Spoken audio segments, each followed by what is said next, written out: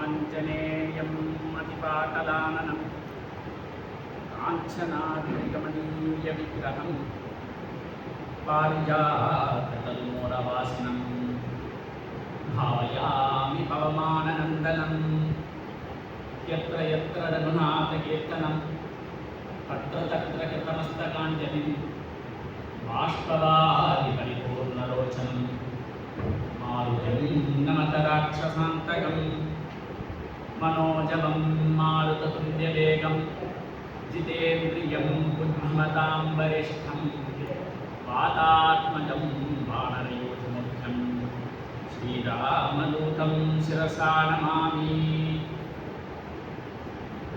ஆஸ்திக அன்பர்கள் அனைவருக்கும் என்னுடைய பணிவான வணக்கங்கள். இன்றைய தினம் ஒரு நல்ல சத்சங்கம் நமக்கு இங்கே அந்தத்தினான ஒரு அருமையான ஒரு பாக்கியம் கிடைச்சிது. ராம சமூகத்தில் ரொம்ப சிறப்பாக ராமநவமி உற்சவம் நடந்துருக்கு. அதோட பாகமாக இன்னைக்கு ஆஞ்சநேய உற்சவம். அதில் இன்னைக்கு நாம ஹனுமத் வைபவம் அப்படிங்கிற தலைப்பில் ஆஞ்சநேயருடைய பெருமை அதை பற்றி கொஞ்ச நேரம் நம்ம எல்லாரும் அனுபவிக்கலாம். ஸ்ரீமத் ராமாயணத்தில் எவ்வளவோ கேரக்டர்ஸ்லாம் இருக்கு. அதில் ரொம்ப ரொம்ப முக்கியமான கேரக்டர் அப்படின்னு பார்த்தோம்னா நம்ம ஹனுமான் அப்படின்னு சொல்லக்கூடிய இந்த ஆஞ்சநேயர். ராமாயணத்தில் ஹனுமான் பாதிக்கு மேலே தான் வருவார். ஆரம்பத்திலிருந்து வரக்கூடிய ஒரு கதாபாத்திரம் இல்லை, பாதியிலிருந்து தான் வரக்கூடிய கதாபாத்திரம். கிட்டத்தட்ட கிஷ்கிந்தா காண்டத்தில் தான் ஹனுமானுடைய என்ட்ரியே நடக்கும். ஆனால் ஹனுமான் கதைக்குள்ளார வந்த பிறகுதான் அந்த வால்மீகி ராமாயணத்தில் ஒரு வேகம், ஒரு சுவாரஸ்யம், ஒரு விறுவிறுப்பு எல்லாமே ஏற்படும். அப்படிப்பட்ட ஒரு சிறப்பான ஒரு கதாபாத்திரம். சிறிய திருவடி அப்படின்னு வைஷ்ணவ சம்பிரதாயத்தில் அதை எல்லாரும் ரொம்ப சிறப்பாக கொண்டாடுவோம். அப்பேற்பட்ட அந்த ஆஞ்சநேயருடைய பெருமை என்ன அப்படிங்கிறத நம்ம பார்த்தோம் அப்படின்னா, ஆஞ்சநேயர், ஹனுமான், மாருதி, பவனாத்மஜன் இப்படி பல பேர் உண்டு அவருக்கு. ஆனால் எல்லா பேருமே பார்த்தோம்னா ஏதோ ஒரு காரணத்தினால வந்த பேர் தான். ஆஞ்சநேயன் அப்படின்னா அஞ்சனையின் மைந்தன், அதனால ஆஞ்சநேயன். மாருதி அப்படின்னா மருத் அப்படின்னா காற்று, வாயு. வாயு பகவானுக்கு சம்ஸ்கிருதத்தில் மருத் அப்படின்னு, அதனால அவருக்கு மாருதி. அப்போ அவருடைய உண்மையான பெயர் என்ன? அவர் குழந்தையா பிறந்திருக்கிறப்போ அவ அப்பா அம்மா அவளுக்கு என்ன பேர் வச்சிருப்பா அப்படின்னா, அவருக்கு வைக்கப்பட்ட பெயர் சுந்தரன் அப்படின்னு. பார்க்கும்போது அவ்வளவு அழகா இருந்தான், அதனால அவருக்கு சுந்தரன் அப்படின்னு பேர். மற்றதெல்லாம் காரணம் கேட்டான்.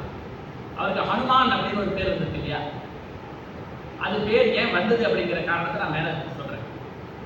வாயு பகவானுடைய புள்ள அப்படிங்கிறனால வாயு நந்தனஹா இந்த மாதிரி தான் பேர் இருக்கு. ஆனா அவருக்கு இயற்பெயர் என்ன? சுந்தரன். ராமாயணத்துக்கு எவ்வளவு பேர் வியாக்கியானம் எழுதியிருக்காங்க. அதுல திலகம் அப்படின்னு ஒரு வியாக்கியானம் இருக்கு. அதுல ஆஞ்சநேயனுடைய பெருமையை பற்றி சொல்லப்படுது. அவர் சொல்ற, சுந்தரே சுந்தரோ ராமஹா. ராமாயணத்துல ஒரு ஒரு காண்டத்துக்கும் ஒரு ஒரு பேர். பாலகாண்டம், அயோத்தியா காண்டம், ஆரண்ய காண்டம், கிஷ்கிந்தா காண்டம். அதற்கு அடுத்த காண்டத்துக்கு சுந்தர காண்டம். இந்த காண்டத்துக்கே சுந்தர காண்டம்னு பேரு அப்படின்னா, அந்த சுந்தர காண்டத்துல சுந்தரே சுந்தரோ ராமஹா, சுந்தரே சுந்தரி கதா. சுந்தர காண்டத்துல கதை அவ்வளவு அழகாக இருக்கும். சுந்தரே சுந்தரி சீதா, சுந்தரே சுந்தரம் வனம், சுந்தரே சுந்தரம் காவ்யம், சுந்தரே சுந்தரஹா கபிஹி. கபிஹி அப்படின்னா குரங்கு அப்படின்னு அர்த்தம். வானரம், வானரமான ஆஞ்சநேயன் அந்த சுந்தர காண்டத்துல ரொம்ப அழகா இருக்க. சுந்தரே சுந்தரஹா கபிஹி, சுந்தரே சுந்தரம் மந்திரம், சுந்தரே கிண்ண சுந்தரம். இப்படி சுந்தர காண்டம் சம்பந்தப்பட்ட எல்லா விஷயங்களுமே அழகாகத்தான் இருக்கும். அது எதுதான் அழகு இல்லை, அதுல இருக்கக்கூடிய ஸ்லோகங்கள் அழகு, அதுல இருக்கக்கூடிய கருத்து அழகு, அதுல இருக்கக்கூடிய காவியம் அழகு. ஹனுமான் அழகா இருக்கார், ராமர் அழகா இருக்கார், சீதை அவ்வளவு அழகா இருக்கா, காவியமே அவ்வளவு அழகா இருக்கிறதுனால அந்த காண்டத்துக்கு சுந்தர காண்டம் அப்படின்னு பேர். இந்த ஸ்லோகத்தின் மூலமா நம்ம தெரிஞ்சுக்கலாம் ஆஞ்சநேயருடைய இயற்பெயர் சுந்தரன். சில இடங்கள்ல கோவில்ல எல்லாம் பாத்தீங்கன்னா ஆஞ்சநேயரோட பேரே சுந்தர ஆஞ்சநேயர் அப்படின்னு. சுந்தரன் அப்படிங்கிறது தான் அவருடைய பேர். அவருக்கு ஏன் ஹனுமான் அப்படின்னு பேர் வந்தது அப்படின்னா, அவர் வந்து வாயுவோட அம்சமாக அஞ்சனாவுக்கு குழந்தையாக பிறந்தார். சின்ன குழந்தையா இருக்கும்போது ஒரு நாள் அவர் சூரிய உதயத்தை பார்த்தார். கிழக்குல நல்லா செக்கச்சவேன்னு சூரியன். அதை பார்த்த உடனே ஒரு பழம்னு நினைச்சு விட்டேன். ஆஹா, இது பழம் நன்னா இருக்கும் போட்டிருக்கே, இதை நம்ம போய் எடுத்து சாப்பிட்டா ருசியா இருக்கும் போட்டிருக்கே அப்படின்னு நினைச்சுன்னு விருன்னு பறக்க ஆரம்பிச்சேன். சூரியனை நோக்கி யாரோ பறந்து போயிட்டு இருக்காளே அப்படின்னு தேவர்கள்லாம் ரொம்ப பயந்து போயிட்டா. உடனடியா இந்திரன் கிட்ட போய் சொன்னான், யாரோ பறந்து வரா, என்ன நோக்கி தான் வரா, என்ன பண்ணுவாளோ இது பண்ணுவாளோ தெரியாது, நீதான் காப்பாற்றணும் அப்படின்னு. உடனே இந்திரன் என்ன பண்றான், கையில வஜ்ராயுதத்தை எடுத்துட்டு வரான். பறந்து வந்து ஒரு சின்ன குழந்தை அப்படிங்கிறத கூட பார்க்காம என்ன பண்றான், அந்த வஜ்ராயுதத்தாலே ஓங்கி கன்னத்துல ஒரு கோடு போடுறான். பட்டுன்னு அந்த அடி வாங்கிட்ட உடனே மயக்கம் போட்டு ஆஞ்சநேயன் கீழே விழற. விழுந்த வேகத்துல இந்த கன்னத்துல ஒரு அடி. இந்திரன் கொடுத்த அடி ஒரு பக்கம், பூமியில விழுந்ததால இந்த பக்கம். அதனால என்ன ஆயிடுச்சு, ரெண்டு கன்னத்திலையும் அடிபட்டதுனால அது கண்ணம் வீங்கி போச்சு. அவர் ஹனு அப்படின்னா சம்ஸ்கிருதத்துல இந்த கண்ண பிரதேசம் ஜா அப்படின்னு சொல்றோம் இல்லையா, அந்த இடம் வீங்கி போச்சோம். அதனால அவருக்கு இந்த இடம் ரொம்ப பளிச்சுன்னு தெரியும். சின்ன குழந்தையில இருந்தே வீங்கி போனதுனால அவருக்கு ஹனுமான் அப்படின்னு பேர். இதுதான் துளசிதாசர் ரொம்ப அழகா பாடுறார்.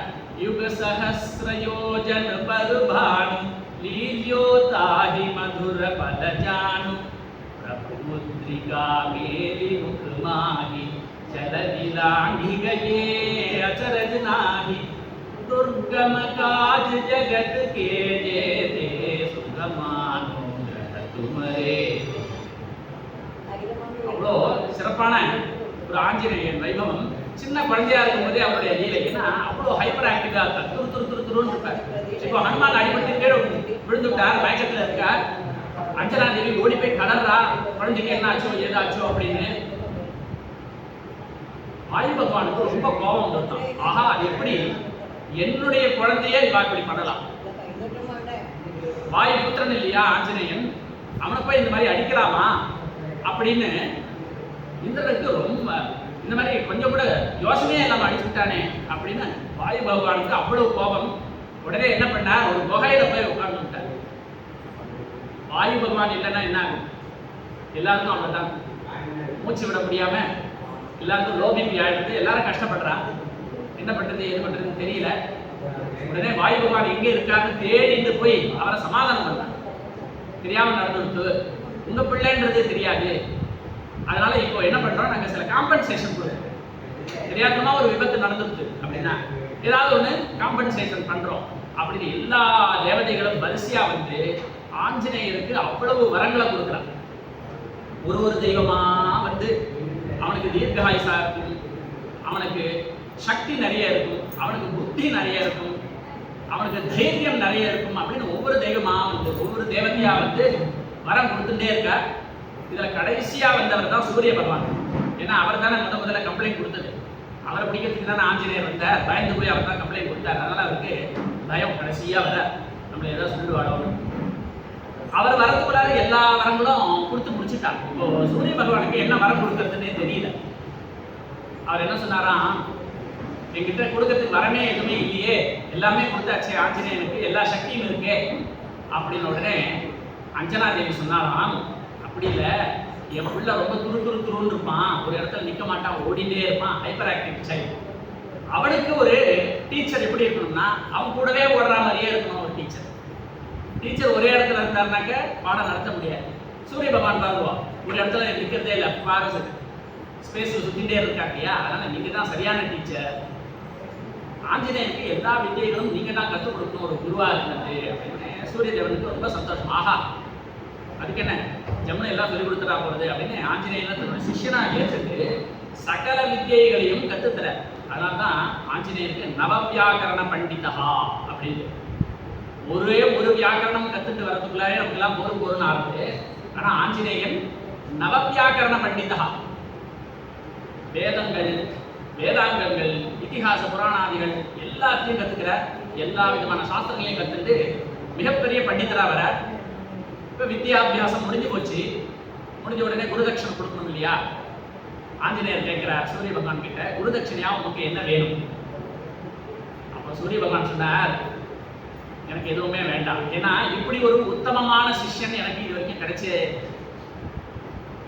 குரு கிட்ட கத்துட்டு வரும்போது சிஷ்யர்கள்லாம் நிறைய சேட்டெல்லாம் பண்ணுவா, சொல்றதெல்லாம் கேட்க மாட்டா, அசைன்மெண்ட் கொடுத்தா லேட்டா சப்மிட் பண்ணுவா. ஆனா நீ ஒருத்தர் தான் பனிஷ்மெண்ட் வாங்காத ஒரு நல்ல ஸ்டூடெண்ட். அதனால எனக்கு அதுவே போற திருப்தியா இருக்கு, எனக்கு வேற எதுவும் குரு தட்சிணன்னு வேணாம் அப்படின்னாரு. இல்ல இல்ல இருந்தாலும் நான் ஏதாவது கொடுத்து தான் ஆகணும் அப்படின்றப்போ சூரிய பகவான் கேட்டுட்டாராம், இதே ராமாவதாரத்துல என்னுடைய அம்சமா சுக்ரீவன் ஒருத்தன் அவதாரம் பண்ணி வந்திருக்கான். நீ அவனுக்கு எப்பவுமே பக்கத்துல இருந்துட்டு அவனுக்கு உண்டான எல்லா விதமான உதவிகளையும் நீ செய்ய. அவனுக்கு நீ அனுகூலனா இருக்கணும். அவனுக்கு நீ மந்திரியா, ஒரு சச்சிவனா, ஒரு அமாத்தியனா, மினிஸ்டர்னா இருக்கும். பக்கத்துல இருந்துட்டு எல்லா விதமான நல்ல விஷயங்களையும் சொல்லி அவனை எப்பவுமே சன்மார்க்கத்துல நீ அவனை செலுத்தணும்.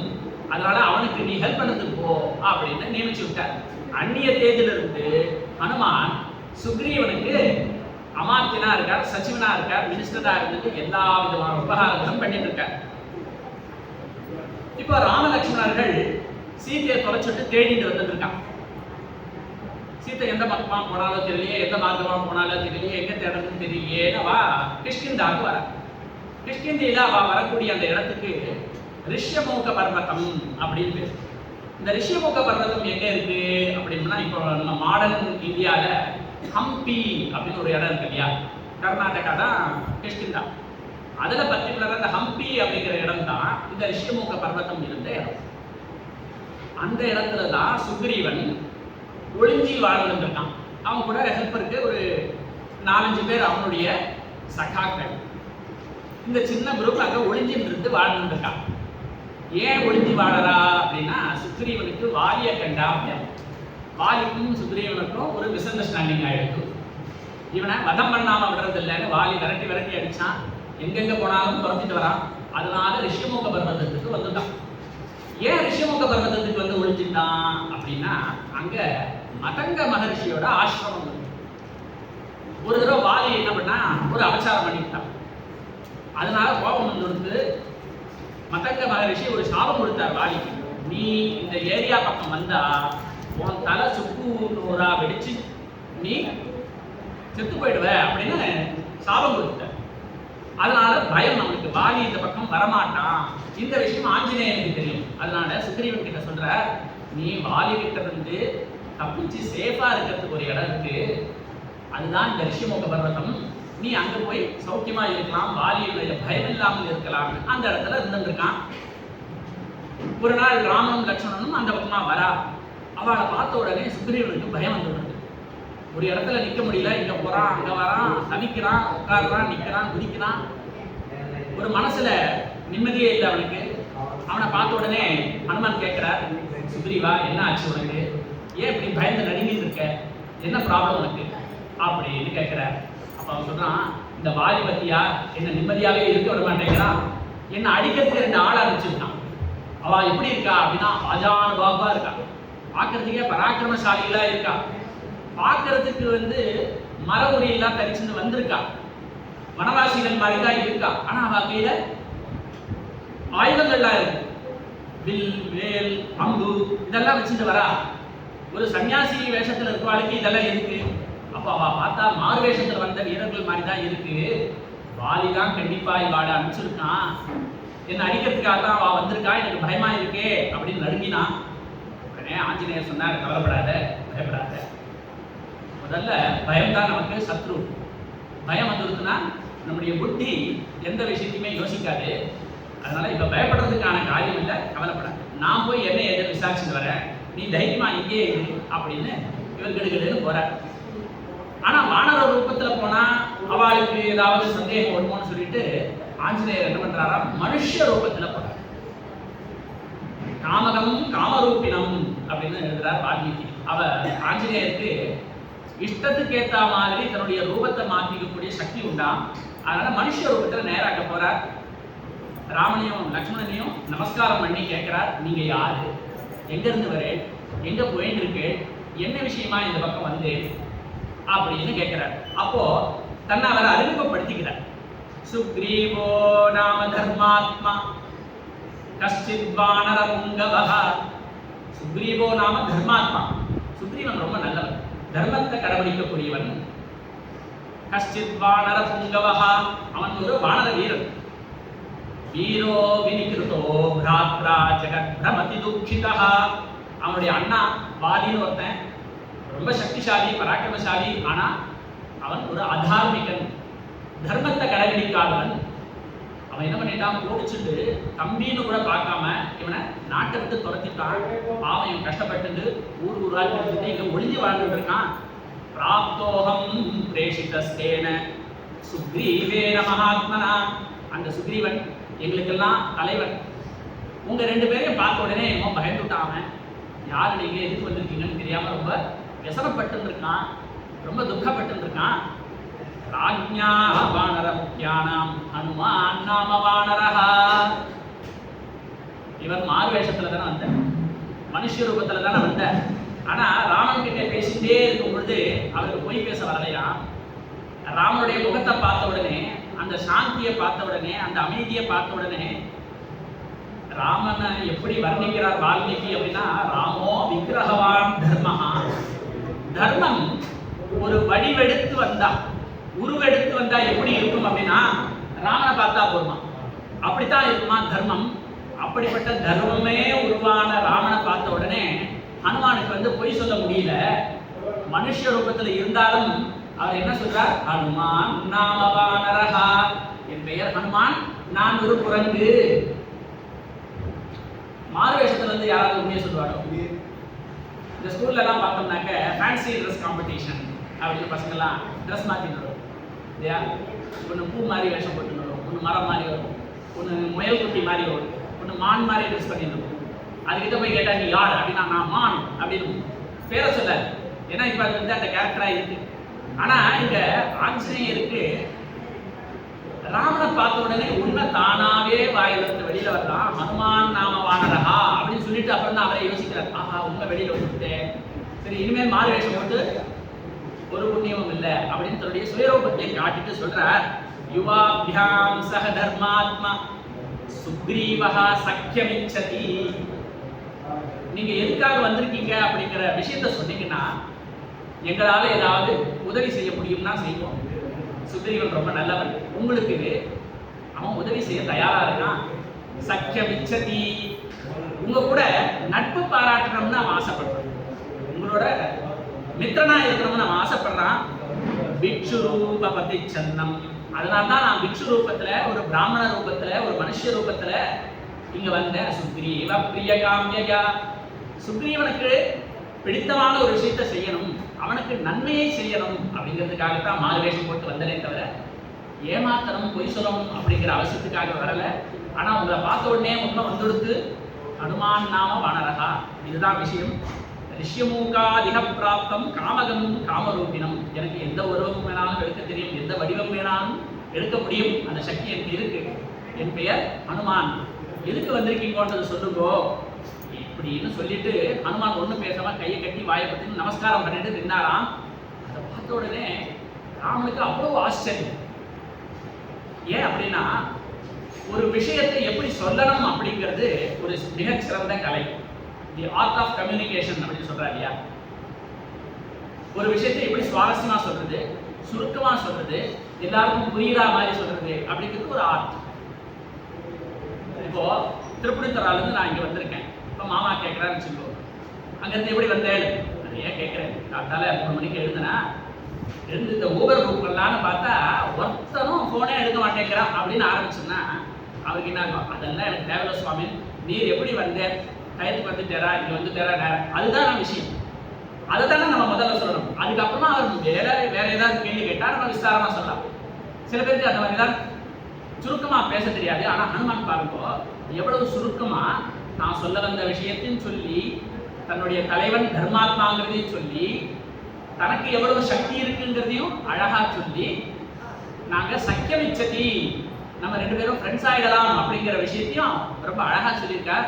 ராமனுக்கு ரொம்ப ஆச்சரியமா, இந்த மாதிரி ஒரு தூதன், இந்த மாதிரி ஒரு புத்திசாலி மந்திரி யாருக்காவது இருந்தா அவனுக்கு தோல்விங்கிறது நடக்குமா? அவனுக்கு ஜெயத்தை தவிர வேற ஏதாவது கிடைக்குமா? ஏ லக்ஷ்மணா, ஆறு இந்த ஹனுமான இவனை பார்த்து கத்துக்கோ, எப்படி பேசணும்ன்றதை தெரிஞ்சுக்கோ. ரொம்ப அழகா பேசுறானே, ரொம்ப அற்புதமா பேசுறானே இவன். அதனால்தான் ஆஞ்சநேயரை பத்தி சொல்லும்போது புத்திர்பலம் யசோதைரியம் நிர்பயத்வம் அரோகதா அஜாட்யம் வாக்பட்டுத்வம் ச ஹனுமத் ஸ்மரணாத் பவேத். ஹனுமான நினைச்சிருந்தாலே போருமா, ஹனுமத் ஸ்மரணேன ஹனுமத் ஸ்மரணாத் பவேத். மனசுக்குள்ளார ஒரு நிமிஷம் கண்ணை முடிந்து ஆஞ்சநேயா அப்படின்னு நினைச்சுட்டா போருமா, என்னென்னலாம் கிடைக்கும் அப்படின்னா புத்தி, பலம், யசஹா, யசஹானா புகழ், ஃபேம், தைரியம். நிறைய பேருக்கு புத்தி இருக்கும், பலம் இருக்கும், ஆனா தைரியம் இருக்காது. டக்குனு திடீர்னு ஒரு மைக்கை கொடுத்து பேசுவோம் அப்படின்னா சுவாமி பேசலாம், வர நீர் போய் பேசுவோம் அப்படின்னு அனுப்பிச்சு விட்டுருவோம். ஒரு 4 பேருக்கு முன்னாடி பேசணும் அப்படின்னா ஒரு பயம். அந்த தைரியம் வருமா, நிர்பயத்வம், அரோகதா, அஜாட்யம், புத்திசாலித்தனம் ரொம்ப வரும். வாக்பட்டுத்வம் தான் ரொம்ப ரொம்ப முக்கியம். வாக்பட்டுத்வம் அப்படின்னா அந்த கம்யூனிகேஷன் ஸ்கில். ஏன்னா ஆஞ்சநேயரே அதில் ரொம்ப கெட்டிக்காரர் இல்லையா? அப்போ அவரை சேவிச்சோம்னா நமக்கும் அந்த சக்தி கிட்டும் அப்படிங்கிறதுனால ரொம்ப அழகா பேசுறாரு. இதை பேசுறதை வச்சுட்டே தெரிஞ்சுக்கலாம் இவர் எவ்வளவு படிச்சிருக்கார், எவ்வளவு விஷயங்கள் தெரிஞ்சுட்டு இருக்காருன்னு. ராமர் லக்ஷ்மணன் கிட்ட ரொம்ப பெருமையா சொல்றார். நான் ரிக்வேத விநீதஸ்ய நாயஜுர்வேததாரிணஹ நாசாம வேத விதுஷஹ சக்யமேவம் பிரபாஷிதும். இவ்வளோ அற்புதமா பிரபாஷணம் பண்றான், எவ்வளோ அழகா பேசுறான். நான் ரிக்வேத விநீதஸ்ய, எவன் ஒருவன் ரிக்வேதத்தை படிக்கலையோ அவனால இவ்வளவு சாரமா பேச முடியாது. எவன் ஒருவன் எஜுர்வேதத்தை கத்துக்கலையோ அவனால இப்படி யுக்திபூர்வமா பேச முடியாது. எவன் ஒருவன் சாமவேதத்தை படிக்கலையோ அவனால இவ்வளவு ரசமா பேச முடியாது. யார் ஒருத்தன் அதர்வண வேதத்தை கத்துக்கலையோ அவனால இப்படி அற்புதமா பேச முடியாது. ஆனா ஹனுமானுடைய பேச்சை கேடு, அவனுடைய பேசுற துணியிலிருந்தே தெரியுது அவன் சகல வேதங்களையும் கற்றுருக்கான். வேதாங்கங்கள் மொத்தத்தையும் அவன் அபியாசம் பண்ணியிருக்கான்றது தெரியுது. நூனம் வியாகரணம் கிருத்ஸ்னம் அனேன பகுதாஸ்ருதம். இவ்வளவு நேரம் பேசிட்டே இருக்கானே, அவனுடைய வார்த்தையில ஒரு தப்பு வந்துதா, ஒரு மிஸ்டேக், இந்த வார்த்தைக்கு பதில் தவறா அந்த வார்த்தையை உபயோகிச்சுட்டான் அப்படி ஏதாவது ஒன்று இருக்கா? எதுவுமே. என்ன சொல்ல வந்தானோ அதை கிளியரா சொல்லிட்டான். சரியான வார்த்தைகளை உபயோகிச்சு சொல்றான். இதுல இருந்தே அவனுக்கு வியாக்கரணத்துல எந்த அளவு கிரிப் இருக்குன்றது தெரியுது பாரு. நூனம் வியாக்கரணம் கிருத்ஸ்னம் அனேன பகுதாஸ்ருதம் பகுவியாஹதானேன ந கிஞ்சித் அபசப்திதம். அவன் பேசி முடிக்கிற வரைக்கும் ஒரு சின்ன தவறு கூட அவன் பண்ணல. நம்மலாம் பேசும்போது எவ்வளவோ தப்பு விட்டுறது வாயில. ஐயா இந்த வார்த்தை சொல்லணும்னு நினைக்கிறோம், ஆனா அவசரத்துல அது பதில் வேற ஒரு வார்த்தையை சொல்லிடுறோம். ஆனா ஹனுமான் பேசும்பொழுது ஒரு சின்ன தப்பு கூட பண்ணலையா. பகு வியாகரதானேன அழகா பேசினா, நிறைய விஷயங்கள் பேசினா. ந கிஞ்சித் அபசப்திதம், தவறான வார்த்தை ஒண்ணு கூட உபயோகிக்காம ரொம்ப அற்புதமா பேசுறானே.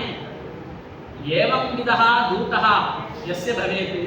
இந்த மாதிரி ஒரு தூதன் இருந்தா போதும் அந்த ராஜாவுக்கு ஜெயம் ஜெயம் ஜெயமே. அதனால ஹனுமான் எவ்வளவு அழகா பேசுறான் பாரு. லக்ஷ்மணா நீ போய் எங்கிட்ட பேசு, எங்களுக்கும் இதுதான் வேண்டும். நாங்களும் சுக்ரீவனோட மித்திரத்துவம் வாங்கிறதுக்காக தான் வந்திருக்கோம். எங்களுக்கும் அந்த சக்கியத்துவத்துல ருச்சி இருக்கு அப்படிங்கிறத நீ போய் சொல்லு அப்படின்னு அனுப்புற. உடனே ஹனுமான் சுக்ரீவனை அழைச்சிட்டு வந்து ராமரை அழைச்சிட்டு வந்து 2 பேருக்கும் என்ன வேண்டும் அப்படிங்கிறத பேசி அவன் 2 பேருக்குள்ளார ஒரு அண்டர்ஸ்டாண்டிங்கை உருவாக்கி 2 பேருக்குள்ளார ஒரு ஃப்ரெண்ட்ஷிப்பை கிரியேட் பண்ற. துமுபகார சுக்ரீவஹிகீனா ராமவிலாய ராஜபதஹீனா. அவருடைய உபகாரம் என்ன அப்படின்னா ராமனுக்கும் சுக்ரீவனுக்கும் இடையில ஒரு நட்பை ஏற்படுத்தி கொடுத்தார். அந்த நட்பினாலே சுக்ரீவனுக்கு என்ன லாபம் அப்படின்னா அவனுக்கு ராஜ்யமே திரும்ப கிடைச்சது. ராமன் ராஜ்யமிலாய கிடைச்சது இல்லையா? ராமனும் கிடைச்சான், ராஜ்யமும் கிடைச்சது. உடனே என்ன பண்ணார்? ராமனுக்கு ரொம்ப சந்தோஷம். உனக்கும் எனக்கும் சமானமான வியசனம். ராமனுக்கு என்ன கஷ்டம்? தன்னுடைய மனைவியை விட்டு பிரிஞ்சு கஷ்டப்படுறார். சுக்ரீவனுக்கு என்ன கஷ்டம்? அவனும் தன்னுடைய மனைவியை பிரிஞ்சு துன்பப்படுறான். இங்க ராவணன் சீதையை அபகரிச்சுட்டு போயிட்டான்.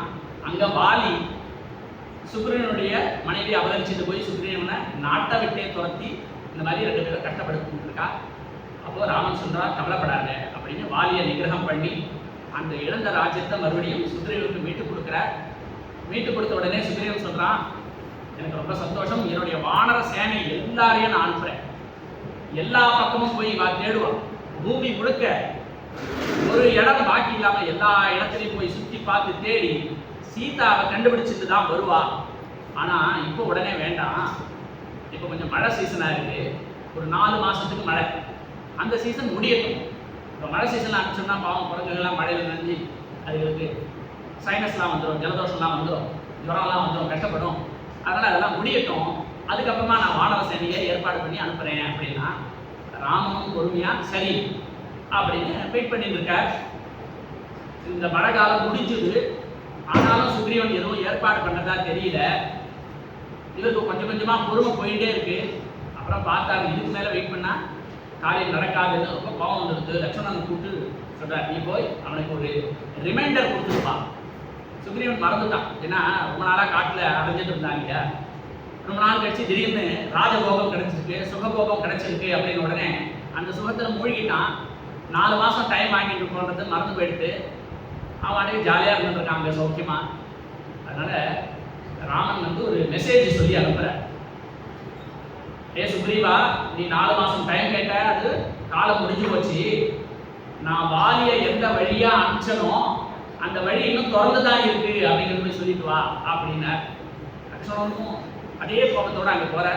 போய் இந்த விஷயத்த சொன்ன உடனே சுக்ரீவன் பதறி போயிட்டான். ராமன் விஷயத்தில் நான் இங்கே வந்தால் அபச்சாரப்படுவேனா? ஏதோ கொஞ்சம் மறைஞ்சு வந்துருக்கு. நகஸ்டின் நாபராத்தி. இந்த உலகத்துல தப்பு பண்ணாதவா அப்படின்னு யாராவது உண்டா? வேணும்னே தப்பு பண்றது இல்லை. ஞாபகம் மறதியா, அசரத்தையா, கேர்லெஸ்ஸா, நமக்கே தெரியாம சில தப்புகள் எல்லாம் பண்ணிடுறோம் இல்லையா? அந்த மாதிரி தான் இது நடந்திருக்கு. உடனே இப்போ கூப்பிடுறான் பார் அப்படின்னு சொல்லி எல்லா வானர வீரர்களையும் அழைச்சான். அதை 4 பங்கா பிரிச்சான். அதனுடைய மொத்த சைன்யத்தையும் சிலர் கிழக்கு பக்கமாக போங்க, சிலர் மேற்கு பக்கமாக போங்க, சிலர் வடக்கு பக்கமாக போங்க அப்படின்னு அனுப்பிச்சுட்டு தெற்கு பக்கமாக போகிறதுக்கு சில முக்கியமான வீரர்களை அவன் எடுத்து செலக்ட் பண்ணுறான். அதில் ஜாம்பவான், அங்கதன், ஹனுமான், மைந்தன், திவிதன், இந்த மாதிரி ரொம்ப ரொம்ப முக்கியமான வீரர்களை எல்லாம் கூப்பிட்டு நீங்கள்லாம் தெற்கு பக்கமாக போங்கோ அப்படின்னு அனுப்புகிறான். எதுக்காக தெற்கு பக்கமாக போங்கோ அப்படின்னு சொல்கிறான் அப்படின்னா, அவன் பார்த்துருக்கான் ராவணன் சீதையை தூக்கிட்டு போகும்போது அந்த புஷ்பக விமானம் தெற்கு பக்கமாக தான் போச்சு. அதுக்கப்புறம் எங்கே ரூட் மாறி போனாலும் தெரியல. அதனால தெற்கு பக்கமாகவே போய் தேடுறது ரொம்ப சிறந்தது அப்படின்னு தேர்ந்தெடுக்கப்பட்ட வீரர்கள், மிகச்சிறந்த வீரர்களை அந்த பக்கமாக அனுப்புகிறான். அப்போ ராமர் அந்த மொத்த வீரர்களையும் பார்க்குறார். அதிலேயே அந்த குழு முழுக்கவே ரொம்ப சிறந்த வீரர்கள் கொண்ட குழு தான்.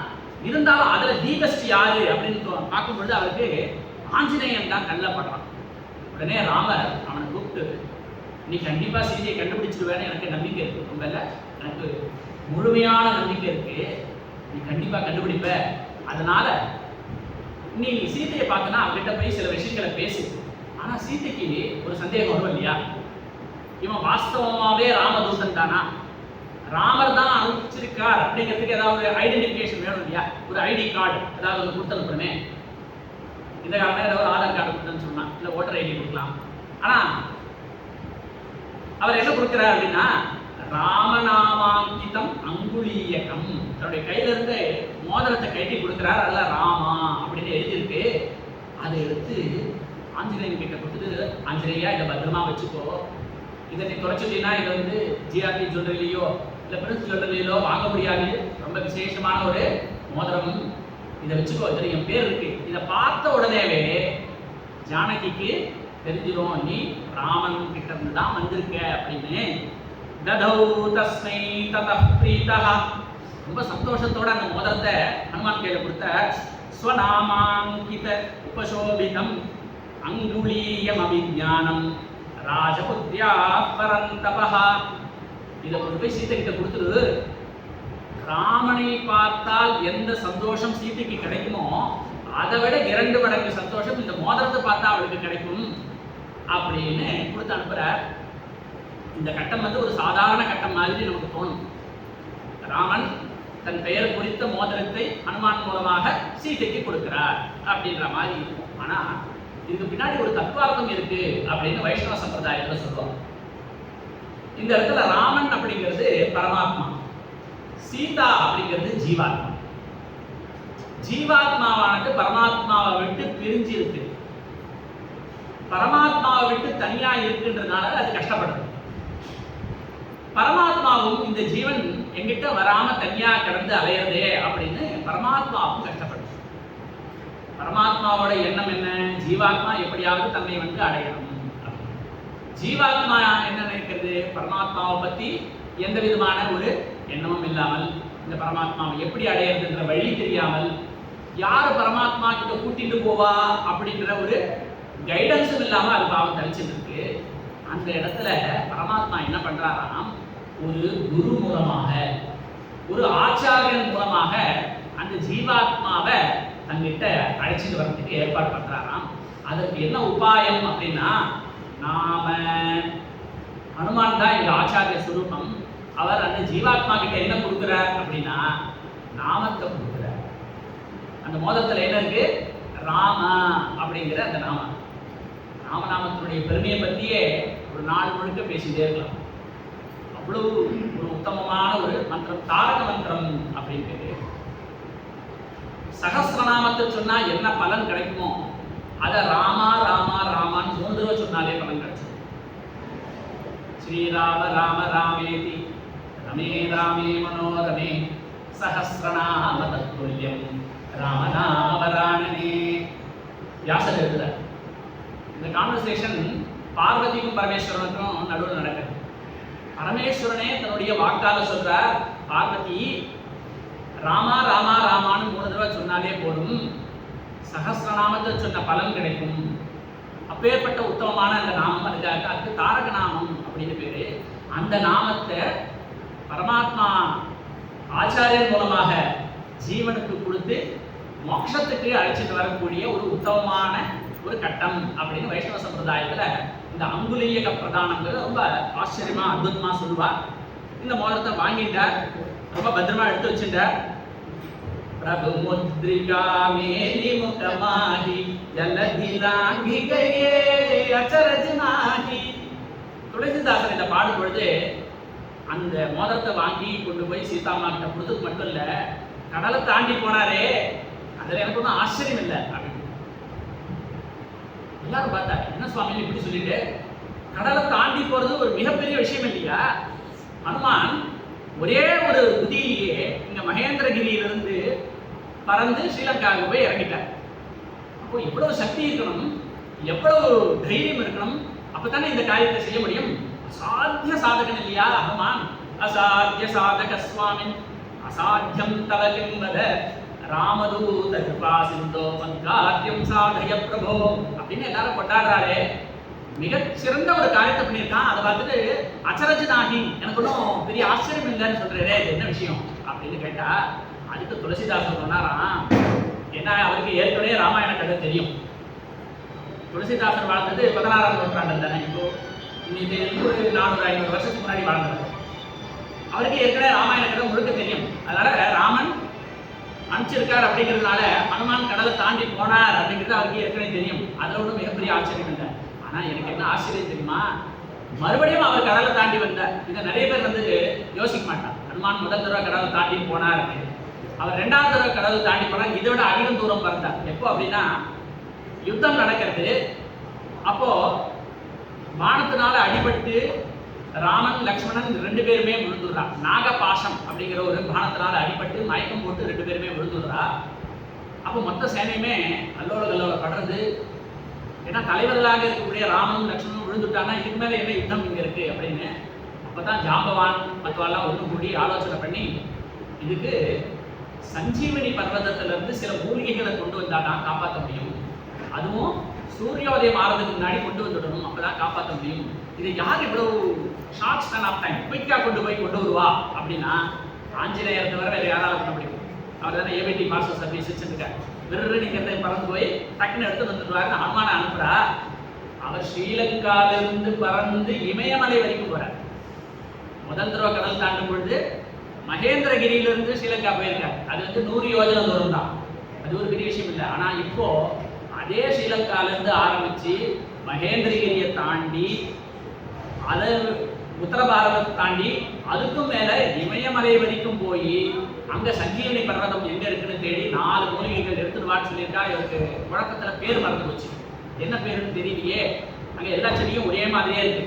இதுல எது என்ன மருந்து என்ன ஓஷதி ஒண்ணுமே புரியல. அவருக்கு என்ன பண்ண பார்த்தா டைம் வேற இல்லை, கிடுகிடும் குடிக்கணுமே. என்ன பண்றதுன்னா மொத்த மலையே பேத்து விட்டுருக்க. அதான் அவருக்கு சமய சஞ்சீவினி அப்படின்னு சமயத்துல அந்த சஞ்சீவனியை கொண்டு வந்தார் இல்லையா, அதனால அவருக்கு சமய சஞ்சீவனி. ஆக பறந்து போனது மட்டும் இல்லாம கையோட மலையும் பேத்துட்டு மறுபடியும் இமயமலையிலிருந்து ஸ்ரீலங்கா வரைக்கும் வந்திருக்காரு. அப்போ இந்த தூரத்தையும் அந்த தூரத்தையும் கம்பேர் பண்ணி பார்க்கும்போது அனுமான் முதல் தடவை கடல் தாண்டி போனது ஒரு பெரிய விஷயமா? அப்படின்னு அவர் எழுதுறாராம். தேஷ்வேஷ் ரொம்ப நல்லா இருக்கே, ரொம்ப நல்லா இருக்கே அப்படின்னு எல்லாரும் அதை அனுபவிச்சாலாம். அப்படி எல்லாரும் பாராட்டக்கூடிய வகையில் ரொம்ப அற்புதமா கடலை தாண்டி போற. கடலை தாண்டி போகும்போது அவருக்கு பலவிதமான தடைகள் வரும். ஒரு தடையா எப்படி தாண்டி போறார் அப்படின்னா, முதல்ல தாண்டி போயிட்டு இருக்கும் பொழுது கடல்ல இருந்து ஒரு பெரிய மலை மேல வந்தது, மைனாக்கம் அப்படிங்கிற ஒரு பர்வதம். அந்த பர்வதம் யாரு அப்படின்னா சாட்சாத் ஹிமவானுடைய பிள்ளை மைனாக்கன்னு. ஒரு காலத்துல மலைகளுக்கெல்லாம் ரெக்கை இருக்கும், அது எங்க வேணாலும் பறந்து பறந்து போயிட்டே இருக்கும். அதை பார்த்துட்டு இந்திரன் என்ன பண்ணானா எல்லா ரெக்கைகளையும் வெட்ட ஆரம்பிச்சுட்டானா. அப்போ ஹிமவான் வாயு பகவான் கிட்ட கேட்டுட்டாராம், என் பிள்ளையோடைய ரெக்கையை கூட வெட்டிடுவா போட்டு நீ ஏதாவது உதவி பண்ண மாட்டியா அப்படின்னு. ஆஹா தாராளமா பண்றேன்னு சொல்லிட்டு வாயு பகவான் என்ன பண்ணார், தன்னுடைய சக்தினால மைனாக்க பர்வதத்தையே அப்படியே அலேக்கா தூக்கிட்டு போய் அங்க இந்திய பெருங்கடல் இருக்கு இல்லையா, இந்தியன் ஓஷன், அதுல கொண்டு டம்ப் பண்ணிட்டார். நீ வெளியில வந்துடாது, வெளியில வந்தேன்னா ரெக்கையை வெட்டி விடுவாங்க, அதனால இங்கேயே சௌக்கியமா அது அப்படின்னு கடல் கடிக்கு வச்சுட்டு போயிட்டார். இப்போ சமுத்திரராஜன் சொல்றானா, இந்த மாதிரி ராமதூதன் வரான் ஆஞ்சநேயன், கடல் தாண்டி போயிட்டே இருக்கும் பொழுது டயர்டா இருக்கும் இல்லையா, கொஞ்சம் நடுவில் ரெஸ்ட் எடுத்து போறானா, கடல்ல எங்க போய் ரெஸ்ட் எடுக்கிறது, அதனால நீ வெளியில வந்தீங்கன்னா அவன் உன் மேல இறங்கி கொஞ்ச நேரம் ரெஸ்ட் எடுத்துட்டு மறுபடியும் சக்தியோட தாண்டி போவான், அதனால நம்ம தான் அவனுக்கு ஹெல்ப் பண்ணுவோம், நீ வெளியில வா அப்படின்னு சொல்றாரு. உடனே மைனாக்க பர்வதம் சந்தோஷத்தோடு வெளியில வர்றது. ஆனா ஆஞ்சநேயனுக்கு விஷயம் தெரியாது இல்லையா, இது இன்னும் முன்னாடி விருது இதுவும் வளர்ந்து வருது அப்படின்னு பார்த்துட்டு இது ஏதோ தடை அப்படின்னு நினைச்சுட்டு என்ன பண்ணாராம், வந்த வேகத்துல தன்னோட சக்தி பொருந்திய மார்பாலும் ஒரு வேகமா ஒரு முட்டு முட்டினாராம். அந்த மைனாக்க பர்வதமே கிடுகிடுன்னு ஆகிருந்தான். ஆஞ்சநேயனுக்கு இவ்வளவு சக்தி இருக்கும் அப்படின்னு மைனாக்கன் எதிர்பார்க்கவே இல்லை. ஆஹா உரசா பாத்தையாமாச அப்படின்னு எழுதுறார் வால்மீகி. அவ்வளவு வேகமா மோதின மாருதியை பார்த்துட்டு ஆசையோட அன்போட மைனாக்கன் பேசினானா, ஹே மாருதி, என்னை எதிரின்னு நினைக்காத, நான் உனக்கு உதவி பண்றதுக்காக தான் வந்திருக்கேன், நீ எனக்கு அதிதி, கொஞ்ச நேரம் என் மேல தங்கிக்கோ, தங்கி இருந்துட்டு சிரம பரிகாரம்லாம் பண்ணிட்டு மறுபடியும் தெம்போட கிளம்பு அப்படின்னு. உடனே ஆஞ்சநேயன் பார்த்தாராம், ரொம்ப சந்தோஷம், ஆனா நான் கிளம்பும் போதே ஒரு பிரதிஜையோட தான் கிளம்பியிருக்கேன், வழியில எங்கேயும் நிக்கிறது இல்லை அப்படின்னு. நம்மெல்லாம் ஆஞ்சநேயர் கிட்ட கத்துக்க வேண்டிய விஷயம் இது. ஏதாவது ஒரு விஷயத்த மனசுல வச்சுட்டு நம்ம கிளம்புறோம் அப்படின்னா, இன்னைக்கு கோவில்ல போய் தொழுதுட்டு வரணும் அப்படின்னு நம்ம கிளம்புறோம் அப்படின்னா வழியில எங்கேயும் நிற்கக்கூடாது. ஆனா நம்ம சில நேரம் என்ன பண்ணுவோம், இப்படி வரும்போது வெளியில மார்க்கெட்லாம் இருக்கும், அதெல்லாம் பார்த்துட்டு அங்கே நிற்கிறது, இந்த பழம் வாங்கலாமே, அந்த பூ வாங்கலாமே, இந்த பேக் வாங்கலாமே, அந்த வாட்ச் வாங்கலாமே, அங்கங்கே நின்று அதெல்லாம் பார்க்குற இடத்துல எதுக்கு வந்தோன்றதே மறந்து போயிடும். அங்கேருந்து அப்படியே திரும்பி வந்துடுவோம், இல்லைன்னா போகிறதுக்குள்ளார அங்கே நட அடைச்சிடுவா, இப்படிலாம் நடக்கும். ஆனா ஆஞ்சநேயர் சொல்றான், நான் எடுத்த காரியத்தை முடிக்காம எங்கேயும் தங்க மாட்டேன், அதனால நீ கொடுத்த ஹாஸ்பிட்டாலிட்டிக்கு ரொம்ப நன்றி, அதிதி சத்காரத்துக்கு நமஸ்காரம், ஆனா நான் வழியில எங்கேயும் தங்க முடியாது, இல்ல நீ என்கிட்ட தங்கிட்டு தான் போகணும் அப்படின்னு ரொம்ப கம்பல் பண்றார் மைனாக்கன். அப்போ உடனே மாருதி சொல்றாராம், நான் உன்னை கட்டி அணைச்சிக்கிறேன், நான் உன்னை கட்டி அணைச்சின்றதே உங்ககிட்ட தங்கினா மாதிரி சரியா அப்படின்னு சொல்லிட்டு மைனாக்க பர்வதத்தை திருப்திப்படுத்திட்டு அங்க இருந்தது மறுபடியும் பறந்து போறார். இப்போ அடுத்த தடை வருது. திடீர்னு அங்க பார்த்தா ஒரு மிகப்பெரிய ராட்சசி ஒருத்தி வாய பிறந்து வந்தான்.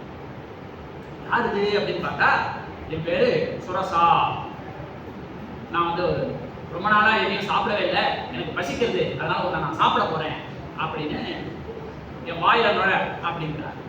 ஆஞ்சநேயர் பார்த்த, யாராவது குரங்கு போய் சாப்பிடுவாங்க, சாப்பிட்றதுக்கு எவ்வளோ வஸ்துக்கள் இருக்கு, இருக்கிற மாம்சத்திலேயே ரொம்ப ஹீனமான மாம்சம் அப்படின்னு சொல்லப்பட்டிருக்கிறது வந்து குரங்குடைய மாம்சம், அதை சாப்பிடக்கூடாது, ஆகார வர்ஜிதம் அப்படின்னு சாஸ்திரங்கள்லாம் சொல்லிட்டு அதை போய் சாப்பிடலாம் ஆசைப்படுறியம்மா, எனக்கு அதை பற்றி நான் கவலை இல்லை, ரொம்ப நாளாக நான் சாப்பிடலை, அதனால நான் வாயை திறக்கிறேன், நீயே உள்ள போ.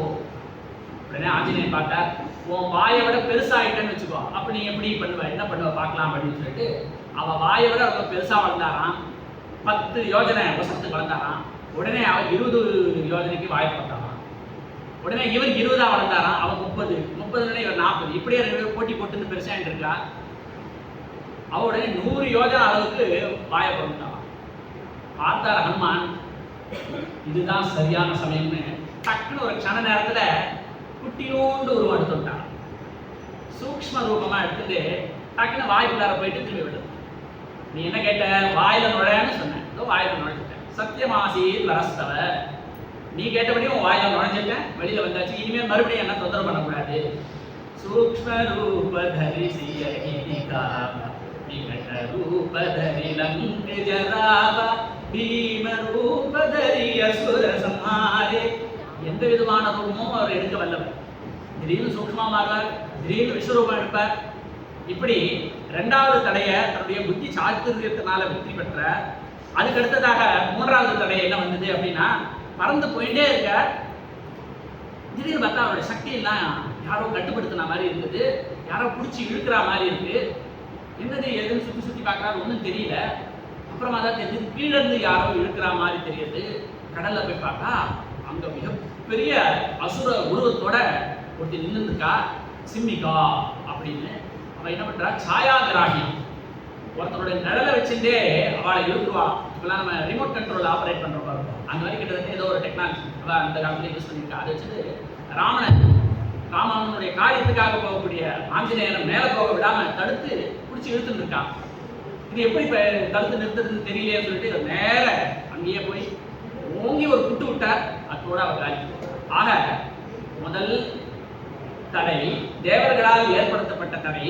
அது எதுக்கு அப்படின்னா, ஒரு பாசத்தினால, ஒரு அன்புனால இவருக்கு ஒரு சௌகரியம் பண்ணி கொடுக்கலாம் அப்படிங்கிறதுக்காக அனுப்பப்பட்ட ஒரு தடை. அதை தன்னுடைய அன்பினாலேயே ஜெயிச்ச.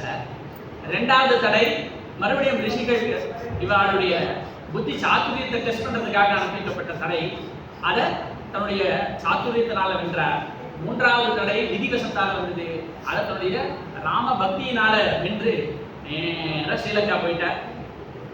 ஆட்சி வந்தாச்சு, இனிமே உள்ள போய் சீத்தை எங்க இருக்கான்னு தேட வேண்டியதுதான். அப்படி தேடலாம்னு சொல்லி போகும்போது பார்த்தா டக்குன்னு அங்கே எதிர்க்க ஒருத்தர் வந்துட்டான். யார் ராஜு அப்படின்னு பார்த்தா லங்கினி அப்படின்னு ஒரு ராட்சஸ். அவன் யாரு அப்படின்னா, ஸ்ரீலங்காவோட இமிகிரேஷன் ஆஃபீஸர். யார் உள்ள வந்தாலும் உடனே செக் பண்ணி தான் அனுப்புவான். என்ன கேட்காம யாரும் உள்ள வர முடியாது, வெளியே போக முடியாது. ஷோமி ஒரு விசா அப்படிங்கிற. விசாவா என்கிட்ட பாஸ்போர்ட்டே கிடையாது, விசாவுக்கு நான் எங்கே போகிறது அப்படின்றார். ஆஹா, பாஸ்போர்ட் இல்லாமல் இங்கே வந்திருக்கியா, எப்படி நீ வந்த, யார் நீ, என்ன கேட்காம நீ உள்ள போக முடியாது அப்படின்னு பேசிட்டு இருக்கும்போது என்ன பண்ணா, அந்த லங்கினி பட்டுன்னு ஆஞ்சநேயரை அடிச்சுட்டான். அடிச்ச உடனே ஆஞ்சநேயர் கோபம் வந்து பேசிட்டு இருக்கும் போதே அடிச்சு அவனை என்ன பண்றப்பா அப்படின்னு கையை ஓங்கினார். அப்புறம் தான் சட்டுன்னு அவருக்கு ஞாபகம் வந்தது. அஞ்சனா தேவி சொல்லி வளர்த்துட்டான், ஆஞ்சநேயா உன்னுடைய சக்தியை யார்கிட்ட வேணாலும் காட்டு, ஆனா ஸ்திரீகள் கிட்ட காட்டக்கூடாது, நீ உனக்கு அபாரமான சக்தி இருக்கு, ஸ்திரீகள் கிட்ட காட்டாதே அப்படின்னு சொல்லியிருக்கா. இவோ பொம்னாட்டி வச்சு இப்ப என்ன பண்றது, ஆனா அடிச்சுட்டாலே கோவம், சரி விட்டா ரொம்ப கோபத்தை காட்ட வேண்டாம், அடிச்சதுக்கு லைட்டா ஒரு தட்டு தட்டுவோம் அப்படின்னு சொல்லிட்டு செல்லமா ஒரு தட்டு தட்டானா ஒத்துணும் விட்டாராம் லங்கினி. அதுக்கு அப்புறம் தான் எழுந்தாலாம், எனக்கு பிரம்மதேவனுடைய வரம், ஒரு சாபத்தினால இந்த மாதிரி வந்துட்டேன், என்னைக்கு ஒரு குரங்கு வந்து என்னை குட்டுறதோ அப்பதான் எனக்கு சாப விமோச்சனமாகும், லங்கை அன்னிலிருந்து அழிய ஆரம்பிக்கும் அப்படின்னு பிரம்மதேவன் வாக்கு பறிச்சுடுத்து, நீ தான் அங்கே குரங்கா, நீ போயிட்டு வா, உனக்கு எல்லா விதமான க்ஷேமமும் உண்டாகட்டும்னு கேட்டை திறந்து விட்டுட்டா.